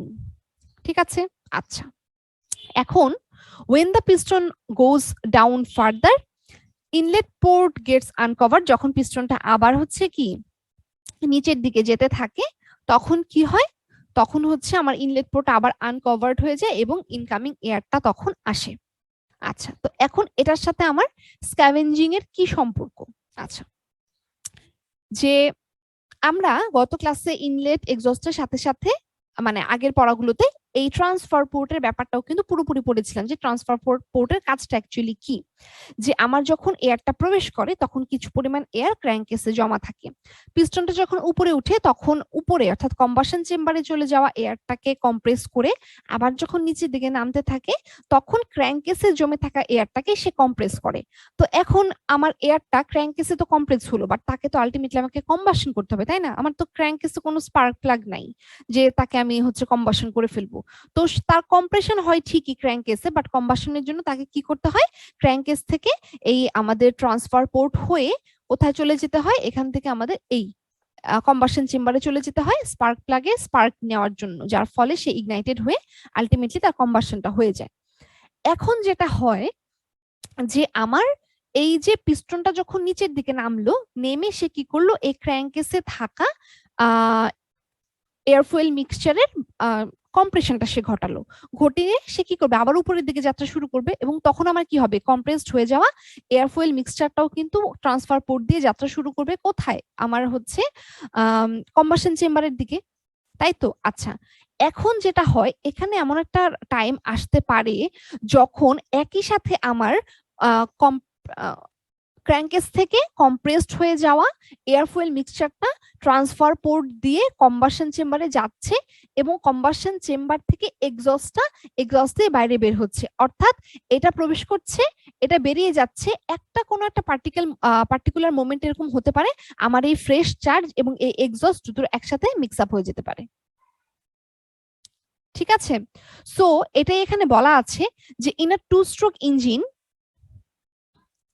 there is a much higher risk of sending the intake charge straight out of the exhaust, অর্থাৎ কি, এখানে যদি আমার ট্রান্সফার পোর্ট দিয়ে যাওয়া কম্প্রেসড হয়ে যাওয়া ফ্রেশ এয়ার ফুয়েল মিক্সচারটা কোনোভাবে এক্সস্টের সঙ্গে মিশে যায়, তাহলে উইদাউট বার্নিং সে কিন্তু এক্সস্টের সঙ্গে মিশে বাইরে বের হয়ে চলে যাবে। তার মানে কি, এই একটা হায়ার রিস্ক থাকে আমার ফ্রেশ চার্জ ওয়েস্ট হয়ে যাওয়ার, লস হয়ে যাওয়ার। ঠিক আছে, ফ্রেশ চার্জ যদি লস হয় তার মানে কি হবে, আলটিমেটলি আমার কম্বাসনটা কম হবে, পারফরমেন্সটা খারাপ হবে, পোর কম্বাসন হবে, পোর পারফরমেন্স আমি পাবো। সেজন্যই বারবার বলা হচ্ছিল টু স্ট্রোক ইঞ্জিনের ক্ষেত্রে আমার স্ক্যাভেঞ্জিং প্রসেসটা মাচ মোর ক্রিটিক্যাল দেন ফোর স্ট্রোক ইঞ্জিন। সো যেটা বলছিলাম যে a fair amount of air fuel mixture বা fresh charge ends up going unused anyway, which will lead to fresh charge loss and increase emission, যে সেটা মিশে বেরিয়ে গেল এক্সস্টের সঙ্গে, এক্সস্ট বা ইমিশনের পরিমাণটা বাড়বে, এবং আমার এই যে আনইউজড গ্যাসটা বেরিয়ে গেল, তার কারণে আমার ফ্রেশ চার্জটা কিন্তু লস হয়ে গেল, কারণ এটা উইদাউট কম্বাসন বের হয়ে গিয়েছে। Also there is a possibility of exhaust remaining inside the cylinder, অর্থাৎ সিলিন্ডারের মধ্যে কম্বাসন হওয়ার ফলে যে এক্সস্টটা তৈরি হয়ে গেছে সেটাকে প্রপারলি আমি বাইরে বের করতে পারলাম না ধরো, তখনও কিন্তু আমার এই সেম ফেনোমেনাটা ঘটতে পারে, অর্থাৎ দুটো মিক্স হয়ে ডাইলিউট হয়ে যেতে পারে। ঠিক আছে, এই যে দেখো ফ্রেশ চার্জটা ডাইলিউট হয়ে যেতে পারে। সো ওই যে ব্যাপারগুলো, যে আমার unused air fuel mixture fresh charge এক্সস্টের সঙ্গে বাইরে বের হয়ে গেল, অথবা আমি ঠিকভাবে এক্সস্টটাকে বাইরে বের করতে পারলাম না, তখন ফ্রেশ চার্জের সঙ্গে মিশে সেটা আবার ডাইলিউট হয়ে গেল কম্বাসন চেম্বারে থাকাকালীন সময়ে, এই ধরনের যে স্ক্যাভেঞ্জিং, অর্থাৎ এই পার্টিকুলার ফেনোমেনাটাকে আমরা কি বলবো, পোর স্ক্যাভেঞ্জিং বলবো, কারণ আমরা জানি স্ক্যাভেঞ্জিং হচ্ছে এক্সস্টকে বের করার মাধ্যমে ইনলেটের যে প্রবেশটা, এখানে আমি সেটা করতেই পারছি না, বরং যেটা হচ্ছে আমার ফ্রেশ চার্জের সঙ্গে এক্সস্ট মিশে ওটা আনইউজড রয়ে যাচ্ছে আমার ফ্রেশ চার্জটা, বা ওটা আমার লস হয়ে যাচ্ছে, অথবা অন্যদিকে এক্সস্টটাকে আমি প্রপারলি বেরই করতে পারছি না, এটা কম্বাসন চেম্বারের ভিতরেই রয়ে যাচ্ছে। ঠিক আছে, এই যে স্ক্যাভেঞ্জিংটা, এই ধরনের স্ক্যাভেঞ্জিং যদি ইঞ্জিনে হয়ে থাকে সেটাকে আমরা বলবো পোর স্ক্যাভেঞ্জিং। ঠিক আছে, স্ক্যাভেঞ্জিংটা ভালো হচ্ছে না, এটা পোর হচ্ছে।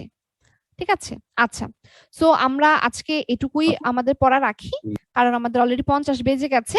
এখানে আমাদের টু স্ট্রোক ইঞ্জিনে 3 ধরনের স্ক্যাভেঞ্জিং হয়ে থাকে, ক্লাসিফিকেশনটা ইনশাআল্লাহ আমরা নেক্সট ক্লাসে দেখব। তার আগে আমরা একটু মানে ক্লাস শেষ করার আগে আমরা একটু অ্যাটেন্ডেন্সটা নিয়ে ফেলি। ঠিক আছে, এই পর্যন্ত কি কারো কোনো সমস্যা আছে আমরা আজকে ক্লাসে যতটুকু পড়লাম?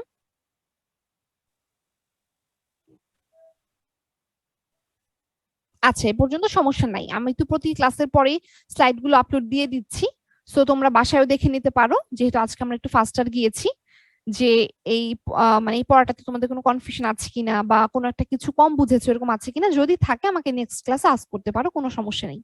ঠিক আছে, সো আমি এটা অফ করি।